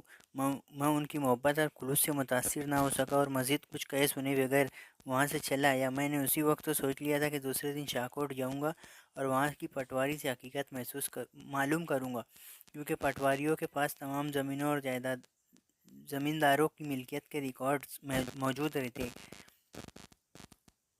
وہیں سے ہی جھوٹ اور سچ کا پتہ چل جائے گا۔ مگر میں اپنے کمرے میں آ کر ٹہلنے لگا۔ تھوڑی دیر بعد ایک ملازم نے آ کر کہا، بی بی جی آپ کو بلا رہی ہے۔ گھر کے ملازم غزالہ کو بی بی جی کہا کرتے تھے۔ میں سمجھ گیا آج میں نے اس کے بوائے فرینڈ کا حلیہ بگاڑ دیا، اس لیے وہ بھی اپنی ماں کی طرح مجھے باتیں سنانا چاہتی ہے۔ پہلے تو میں نے سوچا کہ نہ جاؤ، خواہ مخواہ بات بڑھیں گی، وہ ایک کہیں گی تو میں 10 سناؤں گا۔ پھر میرے سوچنے کا انداز بدل گیا۔ دل میں نفرت تھی اور یہ نفرت عداوت میں بدلنے لگی تھی۔ میں یہی چاہتا تھا کہ وہاں عزت سے رہوں یا پھر لڑ جھگڑ کر نکل جاؤں۔ میں اس کے کمرے کی طرف چل پڑا۔ میرا دل کہہ رہا تھا کہ آج کچھ ہونے والا ہے، مگر میں بزدل نہیں تھا۔ اس لڑکی کا سامنا کرنے سے کترا جاتا۔ میں اس کے کمرے میں پہنچا تو وہ پلنگ پر لیٹی ہوئی تھی۔ میں اسے دیکھتے ہی ٹھٹک گیا۔ وہ اپنے چہرے کو ایک بازو سے چھپائے ہوئے لیٹی تھی۔ دروازہ کھلنے پر اس نے ذرا سا ہاتھ ہٹا کر مجھے دیکھا۔ اس کی آنکھوں میں ہلکا سا خمار تھا۔ ان دنوں میں 20 برس کا نوجوان تھا۔ عورت کو اس کی آنکھوں سے پہچاننے کا تجربہ نہیں تھا۔ میرے کہنے کا مطلب یہ نہیں ہے کہ میں نادان تھا، سوال ہی پیدا نہیں ہوتا۔ اس دور میں 10 برس کے بچے بھی ذہنی عیاشی کا کورس پڑھنا اور سمجھنا شروع کر دیتی ہے۔ میں بھی نادان نہیں تھا، مگر شیطان بھی نہیں تھا۔ اس حد تک معصوم تھا کہ غزالہ کی خمار آلود آنکھوں کو دیکھ کر میں نے اسے نیند کا خمار سمجھا، اور وہ بڑی سنجیدگی سے بولی، آؤ دروازہ آہستگی سے بند کرو، میرے سر میں درد ہو رہا ہے۔ میں نے دروازہ بند کیا اور پلنگ کی طرف بڑھتے ہوئے اس کے بوائے فرینڈ کا نام لے کر کہا، میں نے قیصر کو مارا ہے اور درد تمہارا سر میں ہو رہا ہے۔ تم مجھے تانا نہ دو، بزدل ہمیشہ مار کھاتے ہیں۔ مجھے قیصر سے کوئی ہمدردی نہیں۔ آج تمہاری دلیری دیکھ کر میرے سوچنے کا انداز بدل گیا ہے۔ میں سمجھنا چاہتا تھا کہ وہ کیا کہنا چاہتی ہے۔ میں نے اسے سوالیہ نظروں سے دیکھا تو میری نظریں بہک گئیں۔ وہ زبان سے کچھ نہیں کہہ رہی تھی، اپنے بدن کے نشے وہ فراز سے پکار رہی تھی۔ مجھے خاموش دیکھ کر اس نے مسکراتے ہوئے پوچھا، کیا اس کوٹھی میں تم مالک کی حیثیت سے نہیں رہنا چاہتے؟ میں نے بڑے اعتماد سے کہا، میں صرف اس کوٹھی کا ہی نہیں، شاہکوٹ کی زمینوں کا بھی مالک ہوں۔ اس کا فیصلہ بہت جلد ہو جائے گا۔ وہ ہنسنے لگی اور ہنستے ہنستے کہنے لگی، فیصلہ اتنا ہی آسان ہوتا تو تم اس طرح محتاجی کی زندگی نہ گزارتے۔ تم ایک زینہ چڑھنے کی بجائے چھلانگ لگا کر تمام زمین و جائیداد کے مالک بن جانا چاہتے ہو۔ اس طرح تم میرے ڈیڈی کے دشمن بن سکتے ہو، مگر کچھ حاصل نہیں کر سکتے۔ میں تمہاری دشمن نہیں ہوں فرحاد، میں تمہارے کام آنا چاہتی ہوں۔ اگر تم میرا ساتھ دو گے تو میں تمہیں ڈیڈی سے بہت کچھ حاصل کرنے کے طریقے سکھا دوں گی۔ وہ طریقہ کیا ہے؟ میں نے پوچھا۔ اس نے لیٹے اپنا ہاتھ بڑھا کر کہا، پہلے دوستی کا ہاتھ بڑھاؤ۔ میں ایک مغرور اور بددماغ لڑکی جو سیدھے منہ بات نہیں کرتی تھی، وہ دوستی کا ہاتھ بڑھا رہی تھی۔ میں نے سوچا اگر دشمنی کی بجائے دوستی سے کام بنتا ہے تو ضرور بنانا چاہیے۔ میں نے دوستی کے خیال سے مسافے کے لیے ہاتھ بڑھایا۔ اس نے بڑی گرم جوشی سے میرے ہاتھ کو بھینچ لیا، اپنی ملائم ہتھیلی اور انگلیوں کی نزاکت میں جکڑ لیا۔ وہ مسافہ طویل ہو گیا۔ میں نے محسوس کیا کہ وہ نہایت آہستگی سے اشارتی انداز میں میرے ہاتھ کو اپنی طرف مائل کر رہی ہے۔ جس طرح ہلکے ٹھمکے سے پتنگ کو ہوا کی آغوش میں سنبھالا جاتا ہے، اسی طرح وہ مسافے کے ٹھمکے سے مجھے سنبھل کر بلا رہی تھی۔ میں سمجھتا رہا اور انجان بن کر ایک خاموش بت کی طرح کھڑا رہا۔ آخر اسے زبان سے کہنا پڑا، آؤ یہاں بیٹھو، آج ہم بہت سی باتیں کریں گے۔ ہم ایک دوسرے کے دوست بنکر یہ اپنے مستقبل کا پروگرام بنائیں گے۔ وہ مجھے قریب بیٹھنے کی دعوت دے رہی تھی۔ اس کا ہاتھ کانپ رہا تھا، شاید وہ اندر سے بھی کانپ رہی تھی۔ میں پلنگ کے سرے پر بیٹھ گیا، میرا ہاتھ اب تک اس کی گرفت میں تھا۔ اس نے کہا، تم کیسے پہاڑ ہو گئے ہو؟ مجھ سے عمر میں چھوٹے ہو، مگر میں تم سے چھوٹی نظر آ رہی ہوں۔ اور میں کون سی بڑی ہوں؟ 3 برس کا کوئی فرق نہیں ہوتا۔ مرد تو اسی کو کہتے ہیں جس کی ڈل کے آگے عورت کی عمر چھپ جائے۔ مجھے چھپا لو۔ میں عجیب الجھن میں پڑ گیا۔ اگرچہ وہ جوان اور بیحد حسین تھی، مگر مجھ سے عمر میں بڑی تھی۔ میں نے کبھی اس انداز میں نہیں سوچا تھا جیسے وہ سوچ رہی تھی۔ میں نے ہچکچاتے ہوئے کہا، یہ تم کیسی باتیں کر رہی ہو؟ انجان نہ بنو فرحات، آئے تمہارے نام میں کتنی رومانیت ہے۔ کیا مجھے دیکھ کر میرے قریب آنے کا تمہارا دل نہیں دھڑکتا؟ یہ بری بات ہے۔ مجھے بدکتے دیکھ کر وہ اٹھ گئی، پھر مجھے سمجھانے لگی، بری بات یہ ہے کہ تم مجھ سے کتراتے رہے ہو۔ کیا میں جوان نہیں ہوں؟ کیا میں حسین نہیں ہوں؟ مجھ میں کوئی کمی ہے؟ بتاؤ۔ میں کچھ نہیں جانتا۔ مجھے یہ بتاؤ کہ تم کس طریقے سے مجھے میرا حق دلاؤں گی تم سے شادی کر کے؟ شادی؟ میں نے حیرت سے کہا، یہ کیسے ہو سکتا ہے؟ تم مجھ سے بڑی ہو، چچی راضی نہیں ہوں گے؟ کیسے راضی نہیں ہوں گے؟ وہ جانتی ہے کہ پھوپھی تمہیں بہکا رہی ہے۔ ایک دن ڈیڈی کہہ رہے تھے شائنہ کی شادی تم سے کر دیں گے اور تمہیں گھر داماد بنا کر رکھیں گے تاکہ کوئی تمہیں زمینوں کے سلسلے میں بہکانے کے لیے یہاں سے نہ لے جائے۔ مگر ڈیڈی کا ارادہ میں بدل دوں گی۔ میں ان سے کہہ دوں گی کہ ہم دونوں ایک دوسرے کے جیون ساتھی بننا چاہتے ہیں۔ ڈیڈی اعتراض نہیں کریں گے، وہ تو صرف یہ چاہتے ہیں کہ تمہیں گھر داماد بنا کر رکھیں۔ وہ باتوں کے دوران میرے دائیں سے بائیں مچل رہی تھی، حد ہو گئی تھی۔ ایسے موقع پر تو فرشتے بھی بہک جاتے، میں بھی بہک جاتا، مگر وہ گھر داماد والی بات میری خودداری پر ایک ہتھوڑے کی طرح لگی۔ جب تک میں نہ سمجھ لڑکا تھا، وہ لوگ مجھ سے ملازموں جیسا برتاؤ کرتے رہے۔ اب وہ سمجھ رہے تھے کہ اب میں تعلیم حاصل کرتے ہی ان کے ہاتھ سے نکل جاؤں گا، لہٰذا وہ اپنی بیٹی کے آنچل سے باندھ کر رکھنا چاہتے تھے۔ وہ جاندیدہ تھے، وہ یہ سمجھتے تھے کہ مجھ جیسے جوان کو ان کی جوان بیٹی باندھ کر رکھ سکتی ہے۔ میں ان کی مکاری اور چال بازی پر غصے سے کھول گیا۔ میں نے غزالہ کی گداز بہوں کو دونوں ہاتھوں سے تھام کر اسے اپنے سے الگ کیا، ایک نظر اس کی سلگتی ہوئی جوانی کو دیکھا اور فیصلہ کیا، اگر آج میں اس وطن کی لذت سے آشنا ہو گیا تو پھر ایک بار پھر یہاں غلام بن کر رہ جاؤں گا۔ عورت کا نشہ بار بار مجھے پکارے گا اور میں بار بار بہکتا چلا جاؤں گا۔ چچا کی مثال میرے سامنے تھی، وہ اپنی مستقل مزاجی کے باوجود چچی کے اشاروں پر ناچتے تھے۔ غزالہ نے بھی اپنی ماں سے بہت کچھ سیکھا ہوگا۔ ابھی تو وہ جسم اور دسترخوان پر اپنی جوانی کا ذائقہ پیش کر رہی تھی، اس کے بعد نہ جانے کیسی کیسی ادائیں اور کیسے کیسے ہتھ کنڈے استعمال کرنے والی تھی۔ میں نے فیصلہ کیا اور اسے پرے ڈھکیل کر وہاں سے اٹھ گیا، پھر اسے حقارت سے دیکھتے ہوئے بولا، میں ایسا احمق نہیں ہوں کہ تم سے شادی کروں اور یہاں غلام بن کر رہ جاؤں۔ غزالہ کو اس کے والدین نے کبھی پھول کی چھڑی سے نہیں مارا تھا اور میں نے بڑی حقارت سے اسے ڈھکیل دیا تھا۔ وہ بستر پر چاروں چانے چت ہو گئی تھی۔ پہلے چند ساتھ کے لیے اس کا چہرہ سرخ ہو گیا، وہ توہین کے احساس سے تلملا اٹھی، مجھے گرا کر دیکھا، مگر دیکھتے ہی جیسے پھر جذبات سے سلگ اٹھی۔ کیا عجیب کیفیات سے دوچار تھی، توہین کا احساس بھی تھا، غصہ بھی تھا اور میرے بازوؤں میں مچلنے کی دیوانگی بھی تھی۔ میں آگ لگا رہا تھا اور میں ہی اس کی آگ بجھا سکتا تھا۔ وہ تڑپ کر اٹھی، میں پلٹ کر جانے لگا، وہ دوڑتی ہوئی میرے سامنے آئی اور راستہ روک کر کھڑی ہو گئی۔ تم نہیں جا سکتے، تم کیسے پتھر ہو، تم سمجھتے کیوں نہیں ہو؟ میں تمہیں غلام نہیں بنانا چاہتی تھی، اپنا بنانا چاہتی تھی۔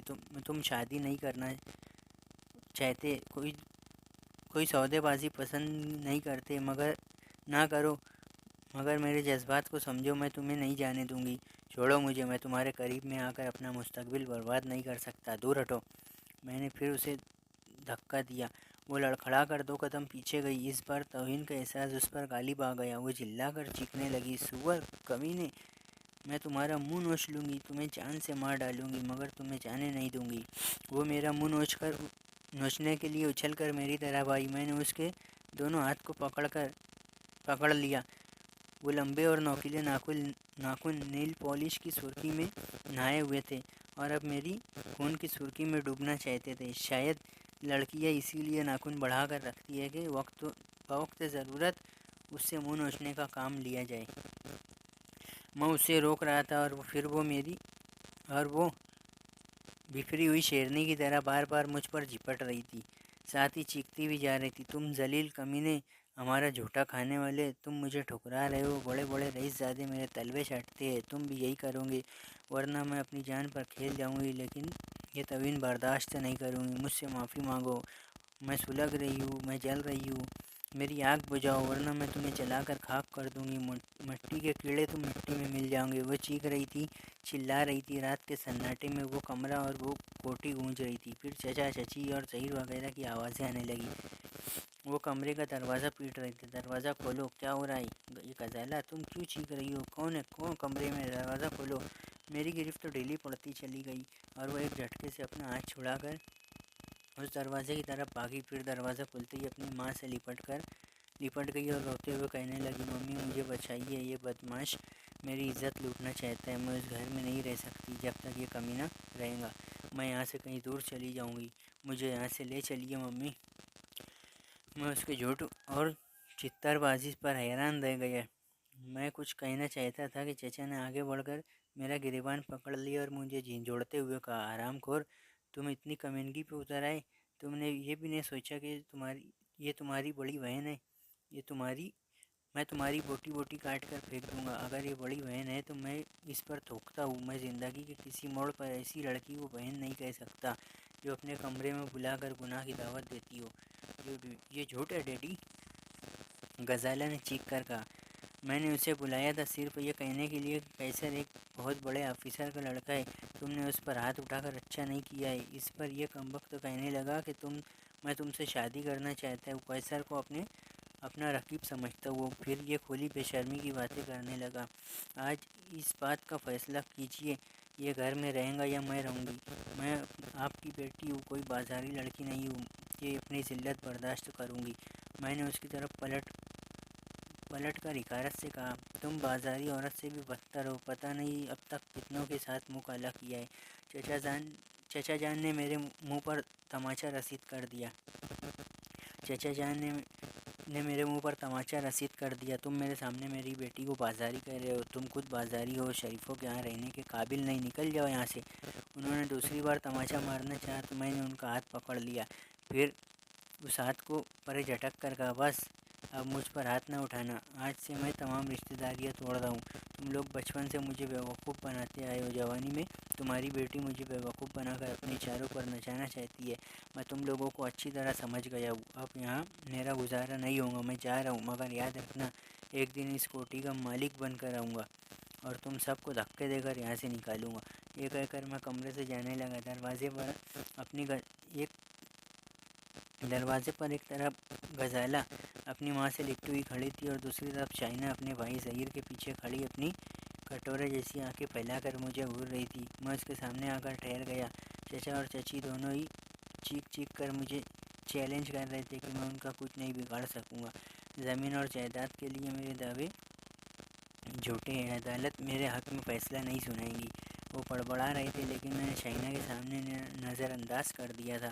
شائنہ، یہاں جو کچھ ہو رہا ہے تمہیں اس کے متعلق سوچنا اور سمجھنا نہیں چاہیے، میں نہیں چاہتا کہ ایسی اخلاق سے گری ہوئی باتیں میری بہن کے کانوں تک پہنچے، تم جاؤ یہاں سے۔ وہ میرا ہاتھ تھام کر التجا آمیز لہجے میں بولی، آپ یہاں سے نہیں جائیں گے نا؟ ذرا دیر کے لیے میرا فیصلہ کمزور پڑ گیا، مس معصوم کو اس گندے ماحول میں چھوڑ کر کیسے جاؤں، لیکن یہاں رہ کر میں اس کے لیے کیا کر سکتا تھا؟ ایک بھائی کا فرض پورا کرنے کے لیے لازمی تھا کہ میں وہاں سے چلا جاؤں اور اپنی تمام دولت اور جائیداد حاصل کرنے کے لیے جدوجہد شروع کر دوں۔ میں نے دل پر جبر کرتے ہوئے کہا، نہیں جاؤں گا، اپنی اور تمہاری بھلائی کے لیے میں جاؤں گا، اپنی اور تمہاری بھلائی کے لیے جاؤں گا۔ 8 سال کی جدائی ہمیں دور نہ کر سکی، آئندہ بھی اس دنیا کی کوئی طاقت ہمیں ایک دوسرے سے دور نہیں کر سکیں گی، میں بہت جلد تم سے آ کر ملوں گا۔ ظاہر غصہ اور بے بسی سے مجھے دیکھ رہا تھا، اب اس میں اتنی جرأت نہیں تھی کہ وہ اکڑ کر شائنہ کو مجھ سے باتیں کرنے سے روک دیتا، اس لیے وہ بڑی خاموشی سے شائنہ کا بازو تھام کر ذرا پیچھے ہٹ گیا تاکہ میرے گزرنے کے لیے راستہ بن جائے۔ میں نے اس پر حفاظت کی ایک نظر ڈالی اور لمبے لمبے ڈگ بھرتا ہوا اپنے کمرے میں آ گیا۔ وہاں آ کر میں اپنے کپڑے، کتابیں اور دوسرا سامان باندھنے لگا۔ کوئی یہ دیکھنے نہیں آیا کہ میں اس گھر سے کیا لے کر جا رہا ہوں۔ میں نے اپنے لیے جو بھی چیز ضروری سمجھی اسے اٹھا کر رکھ لیا۔ پھر 1 گھنٹے کے بعد اپنا بوریا بستر سمیٹ کر میں نے اس گھر کو ہمیشہ کے لیے چھوڑ دیا۔ میں اپنی پھوپھی کے یہاں چلے گیا۔ پھوپھی شاہدرہ میں رہتی تھی۔ پھوپھا کا انتقال ہو چکا تھا۔ وہ ایک اسکول میں بچوں کو پڑھایا کرتی تھی۔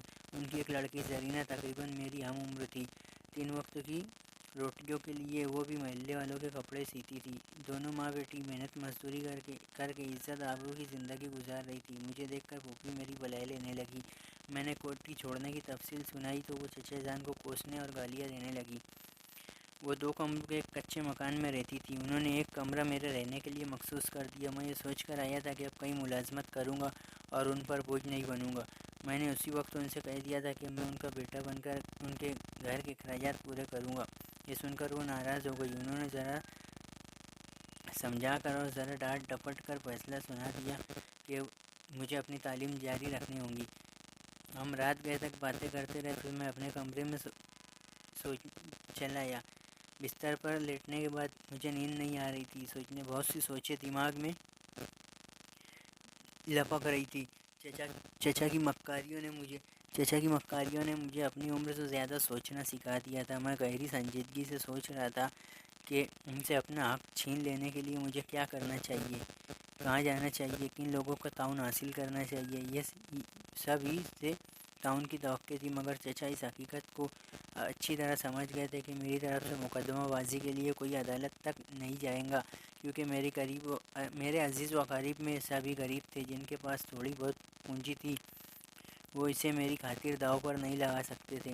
چچا سے متعلق سوچتے سوچتے غزالہ کی بے حیائی یاد آ گئی۔ اس وقت مجھے اپنی حماقت کا احساس ہوا کہ جب وہ لڑکی بے حیا بن گئی تھی تو میں نے شرافت کیوں دکھائی؟ شاید اس کے لیے کہ اس وقت تک میں چچا کے رشتے کا خیال کر رہا تھا اور میں یہ نہیں جانتا تھا کہ ایک ناکردہ گناہ کا الزام مجھ پر عائد ہو جائے گا۔ اب وہ دشمن کی بیٹی تھی۔ اس وقت وہ میری نظروں میں کسی بازاری عورت سے کم نہیں تھی،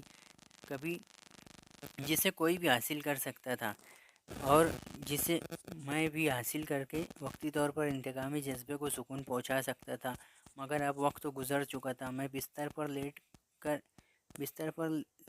کروٹیں بدل رہا تھا۔ میری جوان نظروں کا پہلا نظارہ تھا، میں اسے بھول نہیں سکتا تھا۔ کہتے چراغ جلتا ہے، اسی طرح ایک بدن سے تصور سے دوسرا بدن روشن ہو گیا۔ نہ جانے کیسے اس تصور میں زرینہ کا سراپا جھلکنے لگا۔ شاید اس لیے کہ وہ بھی لڑکی تھی، جوان تھی، گزارہ کی طرح اس کا رنگ بھی اجلا تھا۔ توبہ توبہ! میں اپنے دونوں گال پیٹنے لگا۔ ایک بے حیا کے متعلق سوچتے سوچتے میں اپنی اس محسنہ کا تصور کر رہا تھا جس کے گھر میں نہ جانے اپنی زندگی کا اتنا حصہ گزارنا تھا۔ میں نے چلا کر زور سے اپنے منہ پر تماچا رسید کر دیا تھا کہ آئندہ زرینہ سے متعلق کوئی سستا خیال میرے دماغ میں نہ آئے۔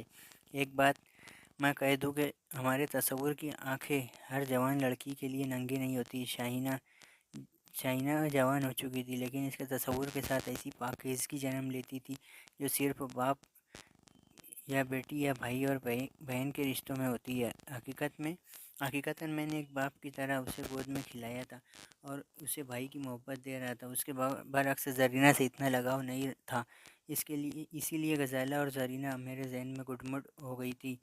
وہ رات سوتے جاگتے اور سوچتے ہوئے گزر گئی۔ صبح کسی نے میرے شانے کو اولے سے جھنجھوڑ کر جگایا۔ آنکھ کھولی تو نگاہوں کے سامنے زرینہ تھی۔ مجھے یوں لگا جیسے میں اب تک اس کے متعلق سوچ رہا ہوں۔ میں نے جلدی سے آنکھیں بند کر لی۔ اس کی مترنم آواز کانوں میں رس گھولنے لگی۔ اٹھ جائیے، 10 بج رہے۔ امی اسکول چلی گئی ہے۔ جاتے وقت انہوں نے کہا تھا کہ میں آپ کو نہ جگاؤں، مگر ایسا بھی کیا سونا ہے؟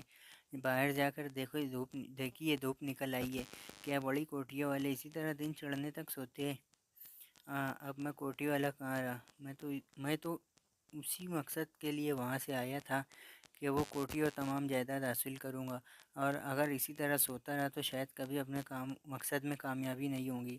میں نے اس وقت ہی دل میں عہد کیا، آج سے نیند کے لیے نشے اور آرام طلبی سے گریز کروں گا، آج سے میرے لیے آرام آرام ہے۔ یہ عہد کر کے میں نے آنکھیں کھول دی۔ وہ نگاہوں کے سامنے مسکرا رہی تھی، جیسے صبح مسکراتی ہے، ویسے ہی اس کے چہرے پر تازگی تھی۔ بھوری آنکھیں، کھڑی ناک، رس بھرے ہونٹ، بیضوی چہرہ، چہرے سے نیچے نظریں گئی تو میں نے فوراً ہی آنکھیں جھکا لی۔ میرا دل تیزی سے دھڑکنے لگا۔ اوف، غزالہ نے مجھ سے کتنی زبردست دشمنی کی تھی، اب بھی میری ہتھیلی کے سائے میں ریشمی دھڑکنیں بج رہی تھی۔ اس کے سے متعارف ہو کر دوسری کی طرف خیال بہک رہا تھا۔ میں جلدی سے اٹھ کر نظریں چراتے ہوئے منہ ہاتھ دھونے چلا گیا۔ مجھے یاد نہیں کہ میں نے کس طرح ناشتہ کیا، کس طرح زرینہ کا سامنا کرنے سے کتراتا رہا۔ جب 1.5 گھنٹے بعد شاہکوٹ جانے والی بس میں آ کر بیٹھا تو اس وقت یہ سوچ رہا تھا کہ مجھے پھوپھی کے وہاں نہیں رہنا چاہیے۔ میں بہت جلد کہیں ملازمت تلاش کروں گا، ملازمت نہ ملی تو بچوں کو ٹیوشن پڑھاؤں گا اور کسی دوسری جگہ اپنے رہائش کا انتظام کروں گا۔ انسان سوچتا کچھ ہے اور ہوتا کچھ ہے۔ مجھے زمینوں کے چکر سے ہی اتنی فرصت نہیں ملی کہ میں اپنے کھانے پینے اور رہنے کا الگ ٹھکانہ بناتا۔ میں روز شاہکوٹ جاتا تھا اور شام کو واپس آتا تھا۔ کبھی پٹواری سے ملاقات نہ ہوتی، کبھی ملاقات ہوتی تو وہ اپنی مصروفیات کا بہانہ کر کے مجھے ٹال دیتا۔ وہ مجھ سے کہہ چکا تھا کہ زمینوں کے اصل مالک ناصر علی ہے، لیکن میں دیکھنا چاہتا تھا کہ اس کے ریکارڈ میں زمیندار کی حیثیت سے کس کا نام درج ہے۔ چچا نے اس کے پیچھے اچھی خاصی رقم صرف کی تھی۔ آخر ایک دن اس نے صاف طور پر کہہ دیا کہ وہ اپنا ریکارڈ نہیں دکھائے گا۔ اگر میں دیکھنا چاہوں تو کسی وکیل کے ذریعے عدالت میں درخواست دے کر معلومات حاصل کر سکتا ہوں۔ میں مایوس ہو کر چلا آیا تو میرے پاس شاہکوٹ آنے کے لیے بھی پیسے نہیں تھے۔ میں کسی وکیل کی خدمت کیسے حاصل کر سکتا تھا؟ پھوپھی اپنی حیثیت سے زیادہ میرا بوجھ اٹھا رہی تھی۔ ان کے مجبور کرنے پر میں کالج میں داخلہ لے لیا۔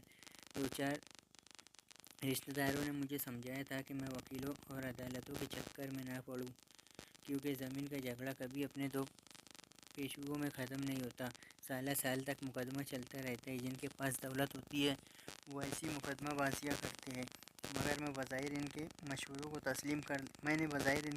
تسلیم کر لیا، لیکن میرا ذہن الجھا ہوا تھا۔ کبھی پھوپھو کی غربت کا خیال ستاتا اور کبھی چچا سے انتقام لینے کا بھوت سر پر سوار ہو جاتا تھا۔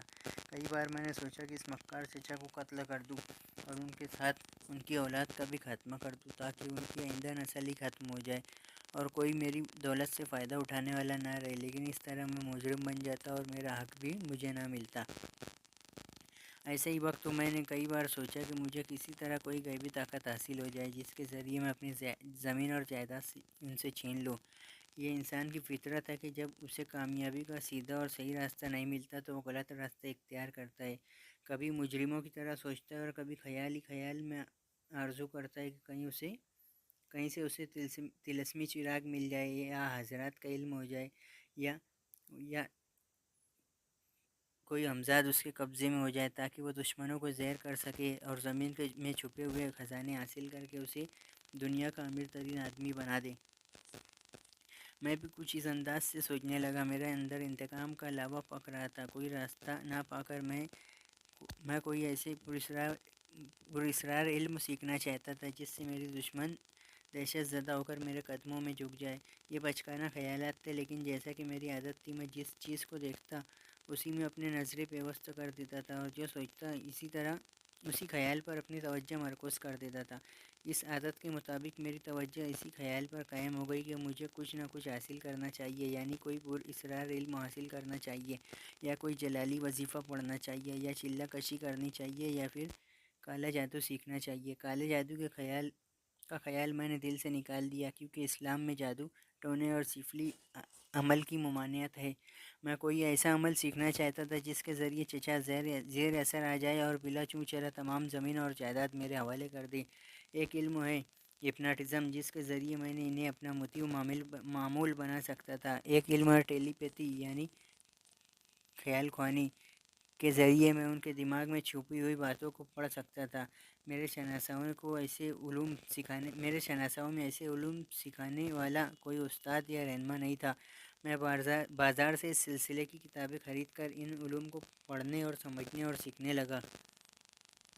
وہ کتابیں مجھے زندگی کے ایک نئے موڑ پر لے آئی۔ یہ سچ ہے کہ محض کتابوں سے مکمل علم حاصل نہیں ہوتا، اس کے لیے کسی بڑے عالم و عامل کے مشاہدات و تجربات سے رہنمائی حاصل کرنی پڑتی ہے۔ پھر بھی ان کتابوں سے اتنا فائدہ ضرور ہوا کہ میں ان علوم کو سمجھنے اور سیکھنے کی ابتدائی مراحل سے گزرتا چلا گیا۔ جو حضرات ہپنوٹزم اور ٹیلی پیتھی سے دلچسپی رکھتے ہیں وہ ارتکاز توجہ کی اہمیت کو اچھی طرح سمجھتے ہیں۔ ارتکاز توجہ کے بغیر اس میدان میں ایک قدم بھی آگے نہیں بڑھایا جا سکتا، اور میں تو بچپن ہی سے توجہ اور خیال کی قوت کو کسی ایک مقام پر مرکوز کر دینے کا عادی تھا، لہٰذا شمع بینی کی مشقوں کے دوران مجھے کوئی دشواری پیش نہیں آئی۔ رات کو جب سناٹا چھا جاتا تو کسی کی مداخلت کا خدشہ نہ ہوتا، اس وقت میں اپنے کمرے میں مومی شمع روشن کرتا اور شمال کی طرف رخ کر کے بیٹھ جاتا اور شمع کی لو کو ایک ٹک دیکھتا رہتا۔ شمع بینی کے دوران میری توجہ صرف اس خیال پر قائم رہتی تھی کہ میری آنکھوں میں مقناطیسی قوت پیدا ہو رہی ہے۔ میں جسے چاہوں اپنی نگاہوں کے شکنجے میں جکڑ سکتا ہوں۔ اگرچہ پہلے مرحلے میں مجھے ایسی جاہلانہ طرز کی باتیں نہیں سوچنی چاہیے تھی، مگر میں اپنے حالات سے مجبور تھا۔ اس عمل کے دوران میرے دشمن پیش نظر رہتے تھے۔ پھر رفتہ رفتہ میں اپنی اس جوش اور جذبے پر قابو پا لیا اور نہایت سکون اور سنجیدگی سے شمع کا مشاہدہ کرنے لگا۔ اب میں جلتی ہوئی لو پر نظریں جمائے دل ہی دل میں یہ کہتا تھا، اس روشن لو میں جو چمک رہا ہے وہ میری آنکھوں میں اتر رہی ہے۔ اس کی جو گرمی اور حرارت ہے وہ حرارت میری نگاہوں میں پیدا ہو رہی ہے۔ کئی ماہ تک بلا ناغہ مشق جاری رہی، البتہ ابتدا میں قدر مایوسی ہوئی، چونکہ چند ماہ کے عرصے میں ہی میں خود کو ہپنوٹزم کا ماہر سمجھنے لگا تھا۔ خود کو ماہر عامل سمجھ کر وقتاً فوقتاً دوسروں کو گھورتی ہوئی نظروں سے دیکھتا تھا اور انہیں اپنے زیر اثر لانے کی ناکام کوشش کرتا تھا۔ کئی بار ناکام ہونے کے بعد مجھے عقل آ گئی کہ اگر یہ علم سیکھنا اتنا ہی آسان ہوتا تو آج ہزاروں لاکھوں کی تعداد میں ہپنوٹزم کے ماہر نظر آتے۔ اس علم کے حصول کے لیے صبر و تحمل، خود اعتمادی اور کڑی مشقوں کی ضرورت ہے، لہٰذا میں پھر ایک بار سنبھل گیا اور دوسروں کے سامنے اپنا مقناطیسی آنکھوں کی نمائش کرنے کی بجائے صرف اپنی ذات میں ڈوب کر شمع بینی کی مشق کرنے لگا۔ کچھ عرصے کے بعد میں نے محسوس کیا کہ شمع کی لو پھیلتی ہوئی میری نگاہوں کا احاطہ کر لیتی ہے اور چاروں طرف مجھے اس گرم لو کے سوا کچھ نظر نہیں آتا۔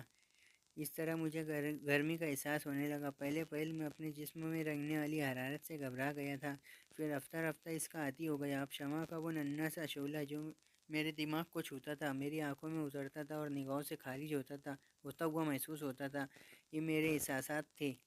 عملی طور پر میں کہاں تک کامیاب ہو چکا ہوں میں نہیں جانتا تھا۔ ویسے میرے کالج کے ساتھی اکثر کہا کرتے تھے کہ میری آنکھوں میں کچھ عجیب سی کشش پیدا ہو گئی ہے۔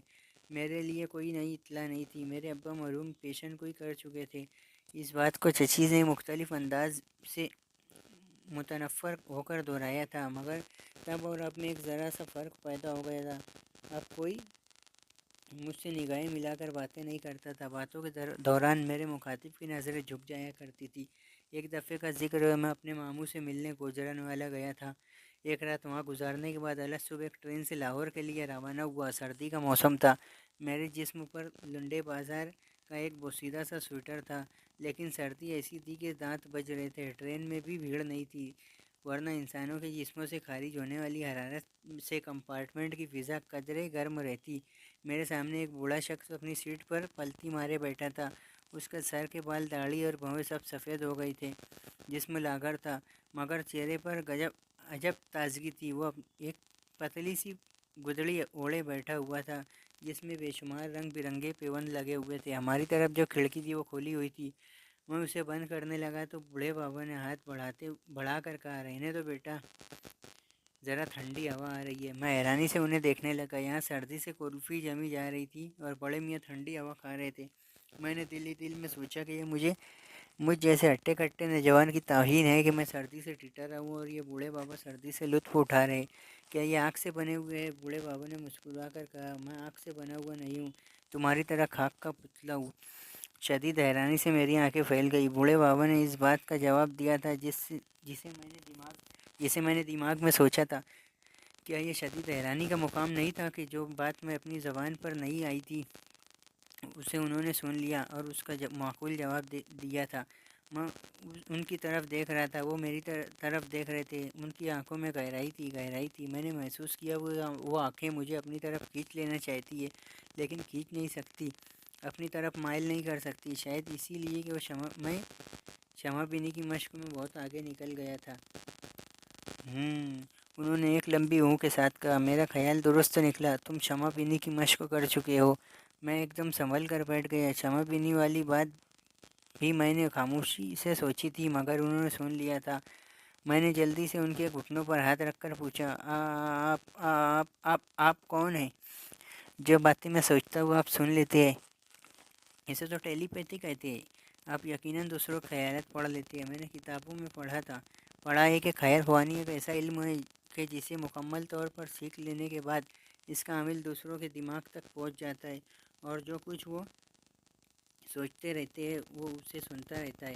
انہوں نے میرے ہاتھ کو تھپکتے ہوئے کہا، تمہاری معلومات درست تو ہے بابا جی؟ میں گڑ گڑا کر کہا، میں ایسے علم کے لیے بھٹک رہا ہوں، خدا کے لیے میری مدد کیجیے، مجھے اپنے علم کے خزانے سے ایک چٹکی بھیک دے دیجیے، میں آپ کا احسان زندگی بھر نہیں بھولوں گا۔ انہوں نے مسکرا کر کہا، جو علم تمہیں حاصل ہو رہا ہے تم ابھی اس کو اپنے کام میں لانا نہیں جانتے۔ خیال خوانی کا علم تو دور کی چیز ہے، تم تو سردی سے ٹٹر رہے ہو۔ کیا اس سردی سے محفوظ رہنے کی کوئی تدبیر نہیں کر سکتے؟ کیا تدبیر کروں؟ کیسے تدبیر کروں؟ میں نے پوچھا۔ انہوں نے کہا، ذرا سیدھے ہو کر بیٹھ جاؤ، میں تمہیں بتاتا ہوں۔ میں ان کی ہدایت کے مطابق اپنی جگہ سیدھا ہو کر بیٹھ گیا اور انہیں سوالیہ نظروں سے دیکھنے لگا۔ انہوں نے کہا، ماری کی برف باری یہاں کے موسم پر اثر انداز ہو رہی ہے، سردی واقعی ناقابل برداشت ہے، اور اس حالت میں نے کھڑکی کھلی رکھی ہے۔ تم ذرا اپنی دونوں ہتھیلیاں پھیلا کر انہیں توجہ سے دیکھو۔ میں اپنی نگاہوں کے سامنے دونوں ہتھیلیاں پھیلا کر انہیں گہرے انہماک سے دیکھنے لگا۔ بوڑھے بابا کہہ رہے تھے، اب اپنے علم کو کام میں لاؤ اور یہ خیال قائم کرو کہ تمہاری ہتھیلیوں پر شمع کی لویں روشن ہے اور اس کی نادیدہ حرارت سے تمہاری ہتھیلیاں گرم ہو رہی ہے۔ میں نے ان کی ہدایت پر عمل کیا، اپنے دماغ سے تمام منتشر خیالات کو جھٹک کر صرف ایک شمع کی لو کو اپنی ہتھیلیوں پر روشن کرنے لگا۔ میں دل میں کہہ رہا تھا، میری ہتھیلیاں گرم ہو رہی ہے، میری نگاہوں کی حرارت سرد لہروں کو پگھلا رہی ہے، مجھے ایک حرارت بخش اور پرسکون حرارت کی ضرورت ہے، اور وہ حرارت ان ہتھیلیوں تک پہنچ رہی ہے۔ ٹرین تیز رفتاری سے بھاگی جا رہی تھی، سرد ہوا کے جھونکے میری ہتھیلیوں تک آ رہے تھے۔ میں وہ فکریں بار بار دہرا رہا تھا۔ 1 منٹ کے بعد ہی میری ہتھیلیوں پر دھیمی دھیمی سی حرارت رینگنے لگی، میری نگاہیں آنچ دے رہی تھی، علم کی بند مٹھی کو کھول رہی تھی، زندگی کی بساط پر پہلی بار عملی تجربے کا پانسا پھینک رہی تھی۔ میری ہتھیلیاں گرم ہونے لگی، پھر وہ حرارت ہولے ہولے رینگتی ہوئی، سرسراتی ہوئی خون کی روانی کی طرح میری رگوں میں دوڑنے لگی اور میرے سارے جسم کو گرمانے لگی۔ وہ ایسی راحت بخش اور پرسکون حرارت تھی جس کا میں متمنی تھا۔ مارے خوشی سے اپنے جسم کو ادھر ادھر سے چھو کر دیکھنے لگا۔ کیا ہوا؟ انہوں نے مسکرا کر پوچھا۔ میں نے فوراً ہی جھک کر ان کے پاؤں پکڑ لیے۔ بابا جی، آپ نے میری زندگی کا رخ موڑ دیا، میں جس راہ کی تلاش میں تھا آپ نے وہ راہ دکھا دی، مجھے کچھ اور سکھائیے بابا، میں ہمیشہ آپ کے در کا بھکاری بن کر رہوں گا۔ بیٹے، علم مانگنے سے نہیں ملتا، سیکھنے سے ملتا ہے۔ دیکھو، میں نے تمہیں کچھ نہیں سکھایا، جس علم سے تم اپنے اندر حرارت محسوس کر رہے ہو اسے تم نے خود سیکھا ہے، میں نے تو ایک ذرا سی رہنمائی کی ہے۔ تو پھر کچھ اور رہنمائی کیجیے، مجھے بتائیے کہ اب مجھے کیا کرنا چاہیے۔ وہ تھوڑی دیر تک خاموش رہے۔ کھڑکی کی سرد ہوا کے جھونکے بدستور آ رہے تھے، لیکن مجھے یوں لگ رہا تھا جیسے میں کسی ایسے کمرے میں بیٹھا ہوں جہاں آتش دان میں لکڑیاں سلگ رہی ہوں اور ان کی آنچ سے میں محفوظ رہا ہوں۔ لوگ یہ علم کیوں سیکھنا چاہتے؟ وہ کہنے لگے، اس لیے سیکھنا چاہتے کہ کسی کو بھی اپنے زیر اثر لا سکے، کسی کو بھی اپنا معمول اور مطیع بنا کر اس سے ناجائز فائدے اٹھا سکے۔ اگر تم بھی کسی غلط ارادے سے سیکھ رہے ہو تو اس ارادے سے باز آ جاؤ۔ میں نے ان سے اپنے دل کی بات صاف صاف کہہ دی۔ میں دوستوں کا دوست اور دشمنوں کا دشمن ہوں۔ میں نے بچپن سے اب تک کسی کو اپنا دشمن نہیں بنایا۔ اگر کچھ لوگ دولت اور جائیداد کے لالچ میں خود ہی میرے دشمن بن جائے تو میں کیا کر سکتا ہوں؟ میں تو صرف اپنے جائز حقوق حاصل کرنا چاہتا ہوں۔ ان کے پاس دولت ہے، عدالت کی جھوٹی دستاویزات ہے، میرے پاس اپنی سچائی ثابت کرنے کا کوئی وسیلہ نہیں ہے۔ آخر میں نے یہی فیصلہ کیا کہ مجھے کوئی اسرار علم کے ذریعے اپنے حقوق حاصل کرنا چاہیے۔ آپ ہی بتائیے، کیا مجھے اپنے حقوق حاصل کرنے کا کوئی حق نہیں ہے؟ ہے دنیا کا کوئی بھی علم اسی لیے سیکھا جاتا ہے کہ اس کی روشنی میں انسان دیانت داری سے اپنے جینے کا حق حاصل کرے۔ مجھے یقین ہے کہ تم جو کچھ سیکھو گے اس سے کسی شریف اور غیر متعلق شخص کو نقصان نہیں پہنچاؤ گے اور دوسروں سے ناجائز فائدے حاصل نہیں کرو گے۔ تمہاری باتوں سے یہ ظاہر ہو گیا کہ تم اپنے دشمنوں کو تذکیر کرنا چاہتے ہو۔ اس کے لیے تمہیں التذکیر کی مشقوں سے گزرنا ہوگا۔ مجھے وہ سمجھانے لگے کہ التذکیر کی ابتدائی مشقیں کیسی ہوتی ہے، ان کی انتہا کیا ہے۔ میں غور سے ان کی ہدایت اور مشوروں کو سنتا اور سمجھتا رہا۔ وہ مختصر سا سفر کس طرح گزر گیا کچھ پتہ ہی نہ چلا۔ ہم دونوں لاہور کے اسٹیشن پر ٹرین سے اتر گئے۔ میں نے عقیدت سے ان کا ہاتھ تھام کر کہا، میں آپ کے قدموں میں رہنا چاہتا ہوں، آپ سے خیر خواہی کا علم سیکھنا چاہتا ہوں۔ انہوں نے شفقت سے سمجھایا، ایک وقت میں ایک ہی خیال قائم کرو اور ایک ہی علم کو سیکھو۔ ٹیلی پیتھی سیکھنے کی منزل ابھی دور ہے، جب وہ وقت آئے گا تو میں تم سے خود ہی رابطہ قائم کر لوں گا۔ اب تم جاؤ، میرے بچے پیچھے نہ آنا۔ یہ کہہ کر وہ آگے بڑھ گئے، مجھ سے دور ہوتے چلے گئے۔ میں خاموشی سے انہیں دیکھتا رہا۔ جب وہ نظروں سے اوجھل ہو گئے تو میں نے سر جھکا کر آہستہ آہستہ چلتا ہوا پلیٹ فارم سے باہر آ گیا۔ اس کے بعد میرا شوق اور میری دیوانگی بڑھ گئی۔ میں دوسری صبح منہ اندھیرے راوی کے کنارے گیا۔ بوڑھے بابا کی ہدایت کے مطابق التذکیر کی مشقوں کے لیے مجھے ایسی پرسکون جگہ کی تلاش تھی جہاں مداخلت کرنے والا کوئی نہ ہو۔ میں دریا کے کنارے چلتا ہوا تقریباً 10 میل کا فاصلہ طے کر گیا۔ گھنے درختوں کے جھنڈ میں مجھے وہ جگہ مل گئی۔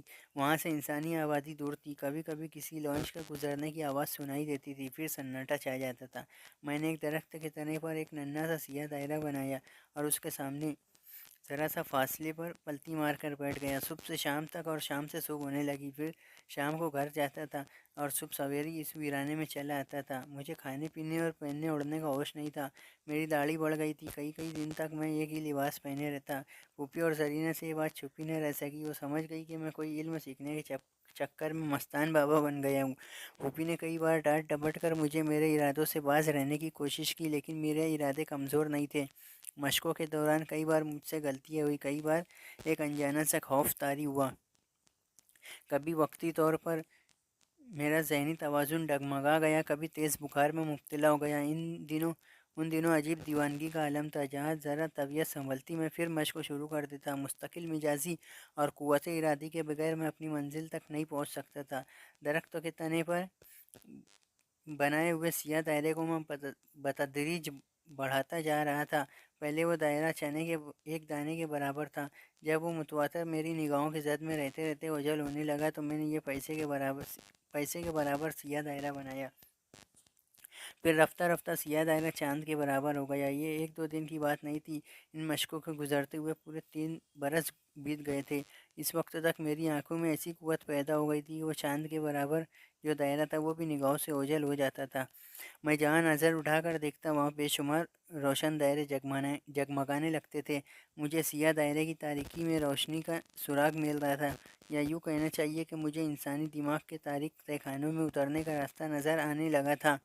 اس کے بعد میں نے اپنی حالت سنبھال لی۔ میں شیو کرنے اور صاف ستھرے کپڑے پہننے لگا۔ 3 سال کے بعد میں دیوانگی سے فرزانگی کی طرف آیا تو میری شخصیت میں بھی عجیب سا نکھار آ گیا۔ میرے چہرے پر ایک نئی تازگی تھی، میری آنکھوں میں ایسی مقناطیسی قوت پیدا ہو گئی تھی کہ اب اس کا اثر سب سے پہلے زرینہ پر ہوا، کیونکہ وہی میرے سب سے زیادہ قریب تھی۔ ایک ہی گھر میں رہتے ہوئے ہر وقت تو ہمارا سامنا ہوتا رہتا تھا، بلکہ وہ خود بخود اس طرح کھینچی چلی آتی تھی جیسے لوہا مقناطیس کی طرف کھینچا چلا آتا ہے۔ کئی بار ایسا ہوا کہ ہماری نظریں ٹکرائی اور وہ میری طرف دیکھتی رہ گئی۔ بظاہر تو وہ بہت ہی شرمیلی تھی، لیکن سحر زدہ ہو جاتی تھی۔ ایک بار میں نے اس پر نظریں جماتے ہوئے کہا، نظریں جھکا لو۔ اس نے نظریں فوراً ہی جھک گئی۔ دوسری بار میں نے کہا، بیٹھ جاؤ۔ وہ چارپائی پر بیٹھ گئی، میری طرف دیکھو۔ پھر وہ میری جانب دیکھنے لگی۔ میرے ہر حکم کی تعمیل ہو رہی تھی۔ میں نے سوچا، یہ تو کوئی ثبوت نہیں ہے کہ وہ میری نگاہوں سے سحر زدہ ہو رہی ہے۔ یہ مجھ سے متاثر تھی یا مجھ سے مرعوب تھی، اس لیے میرے حکم پر عمل کر رہی تھی۔ اس وقت میرے دماغ میں بات آئی کہ کیوں نہ میں اس پر تمیمی عمل کروں اور اسے اپنا معمول بنا کر اپنے علم کو عملی طور پر آزماؤں۔ دوسری صبح جب پھوپھو اسکول چلی گئی تو میں نے دروازے کو اندر سے بند کر دیا۔ زرینہ میری اس حرکت کو چور نظروں سے دیکھ رہی تھی۔ میں نے اسے اپنے کمرے میں چلنے کے لیے کہا تو وہ شرمانے لگی۔ اچانک ہی اس کے رخسار تمتمانے لگے۔ وہ میرے پیچھے شرماتی لجاتی ہوئی میرے کمرے میں آ گئی۔ میں نے دھیمے لہجے میں کہا بستر پر لیٹ جاؤ۔ اس نے حیا سے بل کھا کر دوسری طرف منہ پھیر لیا۔ وہ کچھ سوچ رہی تھی، میں کچھ اور سوچ رہا تھا۔ میں نے قدرے تحقیرانہ انداز میں کہا جو کہتا ہوں وہ کرو، بستر پر لیٹ جاؤ۔ ہپناٹزم کے لیے آواز بڑی اہم ہوتی ہے۔ میری آواز میں گونج اور گرج بھی تھی اور شہد کی سی شیرینی اور ملائمت بھی۔ وہ چپ چاپ سکڑ کر میری بستر پر لیٹ گئی۔ وہ سمٹ کر اپنے جسم کی پنکھڑیوں میں خود کو چھپانا چاہتی تھی۔ میں نے کہا اس طرح نہیں، چت لیٹ کر اپنے ہاتھ پاؤں سیدھے کر لو اور میری طرف دیکھتی رہو۔ اس نے نظریں اٹھا کر میری جانب دیکھا اور پھر دیکھتی رہ گئی۔ آہستہ آہستہ اس کے ہاتھ پاؤں سیدھے کر لیے اور چت لیٹ گئی۔ میری نگاہیں اس کی نگاہوں میں اترنے لگی، اس کی آنکھوں کے راستے اس کے دماغ تک پہنچنے لگی۔ میں مکمل اعتماد سے سوچ رہا تھا کہ جس طرح سیاہ دائرے سے نور کا چشمہ ابلتا ہے، اسی طرح زرینہ کے دماغ کے سیاہ خانے سے روشنی پھوٹ رہی ہے۔ انسان اپنے دماغ کے سیاہ خانے میں جو راز چھپا کر رکھتا ہے، زرینہ وہ راز میرے سامنے ابلتی رہیں گی۔ میں نے بھاری بھرکم لہجے میں ٹھہر کر کہنا شروع کیا، تم نہایت آرام اور سکون سے لیٹی رہو۔ میری آنکھوں کے سوا اس دنیا کا کوئی نظارہ تمہارے سامنے نہیں ہے۔ تم اپنے آس پاس کے ماحول سے غافل ہوتی جا رہی ہو۔ اس کی آنکھیں یوں کھلی ہوئی تھی جیسے سوتے سوتے کھلی رہ گئی ہو۔ اب اس پر تنہائی نیند طاری ہو گئی تھی۔ میں رک رک کر کہتا جا رہا تھا، اب تمہارے کان صرف میری آواز سن رہے ہیں، میرے علاوہ اس دنیا کی کوئی آواز تمہارے کانوں تک نہیں پہنچ رہی ہے۔ اب میں 1 سے 10 تک گنتا ہوں۔ ہر گنتی پر تم اس دنیا کے نظاروں سے اور اس دنیا کی آوازوں سے دور ہوتی جاؤں گی، اتنی دور کہ جہاں صرف میری آواز سنائی دیں گی اور تم میرے ہر سوال کا جواب دیتی رہوں گی۔ وہ بالکل خاموش پڑی ہوئی تھی اور پلکیں جھپکائے بغیر مجھے دیکھتی جا رہی تھی۔ میں 2 سیکنڈ کے وقفے سے گننے لگا۔ 10 تک گننے کے بعد میں نے اسے مخاطب کیا، میں تم سے مخاطب ہوں، تم میری آواز سن رہی ہو؟ اس نے آواز دور کسی اندھے کنویں سے آئی، ہاں سن رہی ہوں۔ تمہارا نام زرینہ ہے؟ میرا نام زرینہ ہے۔ نہیں، تمہارا نام حسینہ ہے؟ میں نے حاکمانہ لہجے میں کہا، میرا نام حسینہ ہے۔ وہ ایک محکوم کی طرح بولی، تم میری مطیع اور فرما بردار ہو، میں جو کچھ پوچھوں گا تم صحیح جواب دوں گی۔ میں صحیح جواب دوں گی۔ تمہاری عمر کتنی ہے؟ 24 برس۔ دوسروں کو اپنی عمر کیا بتاتی ہو؟ 16 برس۔ تم میرے متعلق کیا سوچتی ہو؟ میں ہر وقت تمہارے متعلق سوچتی ہوں، تمہارا چہرہ، پہاڑ جیسا قد اور فولاد جیسا جسم، ہر وقت میرے حواس پر چھایا رہتا ہے۔ پھر کچھ دنوں سے تمہاری آنکھیں مجھے پکار رہی ہے، تم دیکھتے ہو تو میرا وجود تمہاری طرف پرواز کرنے پر مائل ہو جاتا ہے۔ میں بار بار تمہارے کمرے میں آتی ہوں مگر تم انجان بن جاتے ہو۔ میں سوچتی ہوں، ہاں میں یہی سوچتی رہتی ہوں کہ میری تمام حسرتیں پوری ہو جاتی۔ وہ کہہ رہی تھی اور میں اس شرمیلی لڑکی کو دیکھ رہا تھا جو ہوش و حواس میں رہ کر کبھی ایسی باتیں زبان پر نہ لاتی، لیکن وہ تنہیمی نیند میں ڈوب کر اپنے دماغ کی تاریکیوں سے بول رہی تھی۔ میں نے پوچھا، تمہارے دل میں کب سے یہ تمنائیں جاگ رہی ہے؟ وہ ہولے ہولے ٹھہر کر جواب دینے لگی، بہت عرصے سے۔ جب میں جوان ہو رہی تھی میرے بدن سے ہلکی ہلکی تبدیلیاں ابھر رہی تھی۔ وہ ذرا دیر کے لیے رک گئی۔ میں نے حکم دیا، کہتی جاؤ، جتنی باتیں تمہارے دل میں اور دماغ میں، انہیں کتاب کے ایک ایک صفحے کی طرح کھولتی جاؤ۔ تم میری فرما بردار ہو، میرے حکم پر عمل کر رہی ہو۔ وہ عمل کرنے لگی۔ اس کے ساکت لبوں میں جنبش ہوئی اور وہ کہنے لگی، میں رفتہ رفتہ بھٹکنے لگی۔ جب امی اسکول چلی جاتی تو میں کبھی دروازے سے اور کبھی کھڑکی سے جھانک کر محلے کی ویران گلی کو دیکھتی تھی، کسی کا انتظار کرتی تھی۔ میں نے اس محلے کے ایک نوجوان قاسم کو دیکھا، پھر جمال پر نگاہ گئی، اس کے بعد ارشد کی طرف خیال گیا، مگر میرے سامنے شرم کا پہرہ تھا اور خوف کی دیوار تھی۔ جذبات کے سیلاب میں بہنے کے باوجود دل میں دھڑکا لگا ہوا رہتا تھا کہ کہیں پکڑی جاؤں۔ پکڑی گئی تو میرے ساتھ میری امی بھی بدنام ہو جائیں گی۔ ایسے ہی وقت تم یہاں آ گئے۔ تمہیں دیکھ کر پتہ چلا کہ مجھے تمہاری تلاش تھی۔ تمہارے مردانہ حسن کے سامنے وہ تمام نوجوان پھیکے پڑ گئے جنہیں میں دروازے اور کھڑکی کی اوٹ سے دیکھا کرتی تھی۔ میں تم سے دلچسپی لینے لگی۔ ابتدا میں نے محسوس کیا کہ تم چور نظروں سے مجھے دیکھتے ہو مگر مجھ سے دور رہتے ہو۔ میری بے چینی بڑھنے لگی۔ میں تمہارے کمرے میں کسی کام کے بہانے آتی تو جان بوجھ کر اپنے شانے سے دوپٹہ ڈھلکا لیتی تاکہ تم مجھے چھونے اور چھیڑنے پر مجبور ہو جاؤ۔ وہ تنمیمی عمل میرے لیے باعث رحمت بن گیا تھا۔ مجھ پر ایک شرمیلی لڑکی کی جذباتی سازشوں کو آشکار کر رہی تھی۔ ان لڑکیوں کے دماغ میں جھانک کر دیکھو تو پتہ چلتا ہے کہ بظاہر تو بے حس اور معصوم نظر آتی ہے اور انجان بن کر جانے بوجھے اشاروں سے اپنی طرف مائل کرنے کی خاموش کوششیں کرتی رہتی ہے۔ بہرحال وہ کہہ رہی تھی، جب میں نے دیکھا کہ تم میری طرف مائل نہیں ہو رہے ہو تو ایک رات میں بہت مجبور ہو کر تمہارے کمرے میں آ گئی۔ میں نے شرم و حیا کو بالائے طاق رکھ دیا۔ میرے اندر جو آگ بھڑکتی رہتی تھی اسے بجھائے بغیر میں سکون سے نہیں سو سکتی تھی، لیکن تمہیں جاگتے دیکھ کر میں ٹھٹک گئی۔ تم جاگ رہے تھے، اپنے بستر پر پلٹی مارے بیٹھے ہوئے تھے اور تمہارے سامنے ایک ہاتھ کے فاصلے پر ایک مومی شمع روشن تھی۔ پہلے تو میں سمجھ میں ہی نہیں آیا کہ تم اس طرح کیوں بیٹھے ہو اور شمع کی لو کو اتنی انہماک سے کیوں دیکھ رہے ہو۔ میں آہستہ آہستہ چلتی ہوئی شمع کے قریب تمہارے سامنے آ گئی تاکہ تم مجھے دیکھ سکو۔ تم مجھے کیا دیکھتے؟ میں تمہاری آنکھیں دیکھ کر لرز گئی۔ اوف خدایا، تمہاری آنکھوں کی پتلیاں نظر نہیں آ رہی تھی، ان کی جگہ دو لوہے سلگ رہی تھی اور ان کی گرمی مجھ تک پہنچ رہی تھی۔ میں گھبرا کے پیچھے ہٹ گئی۔ مجھ میں اتنا حوصلہ نہیں تھا کہ میں دوبارہ تمہاری طرف دیکھتی۔ مر سر جھکائے الٹے قدموں دروازے تک آ گئی۔ اس وقت تک یہ سمجھ گئی تھی کہ تم کوئی عمل کر رہے ہو۔ ایسی صورت میں اگر میں مداخلت کروں گی تو اس کا نتیجہ بے حد خوفناک ہوگا۔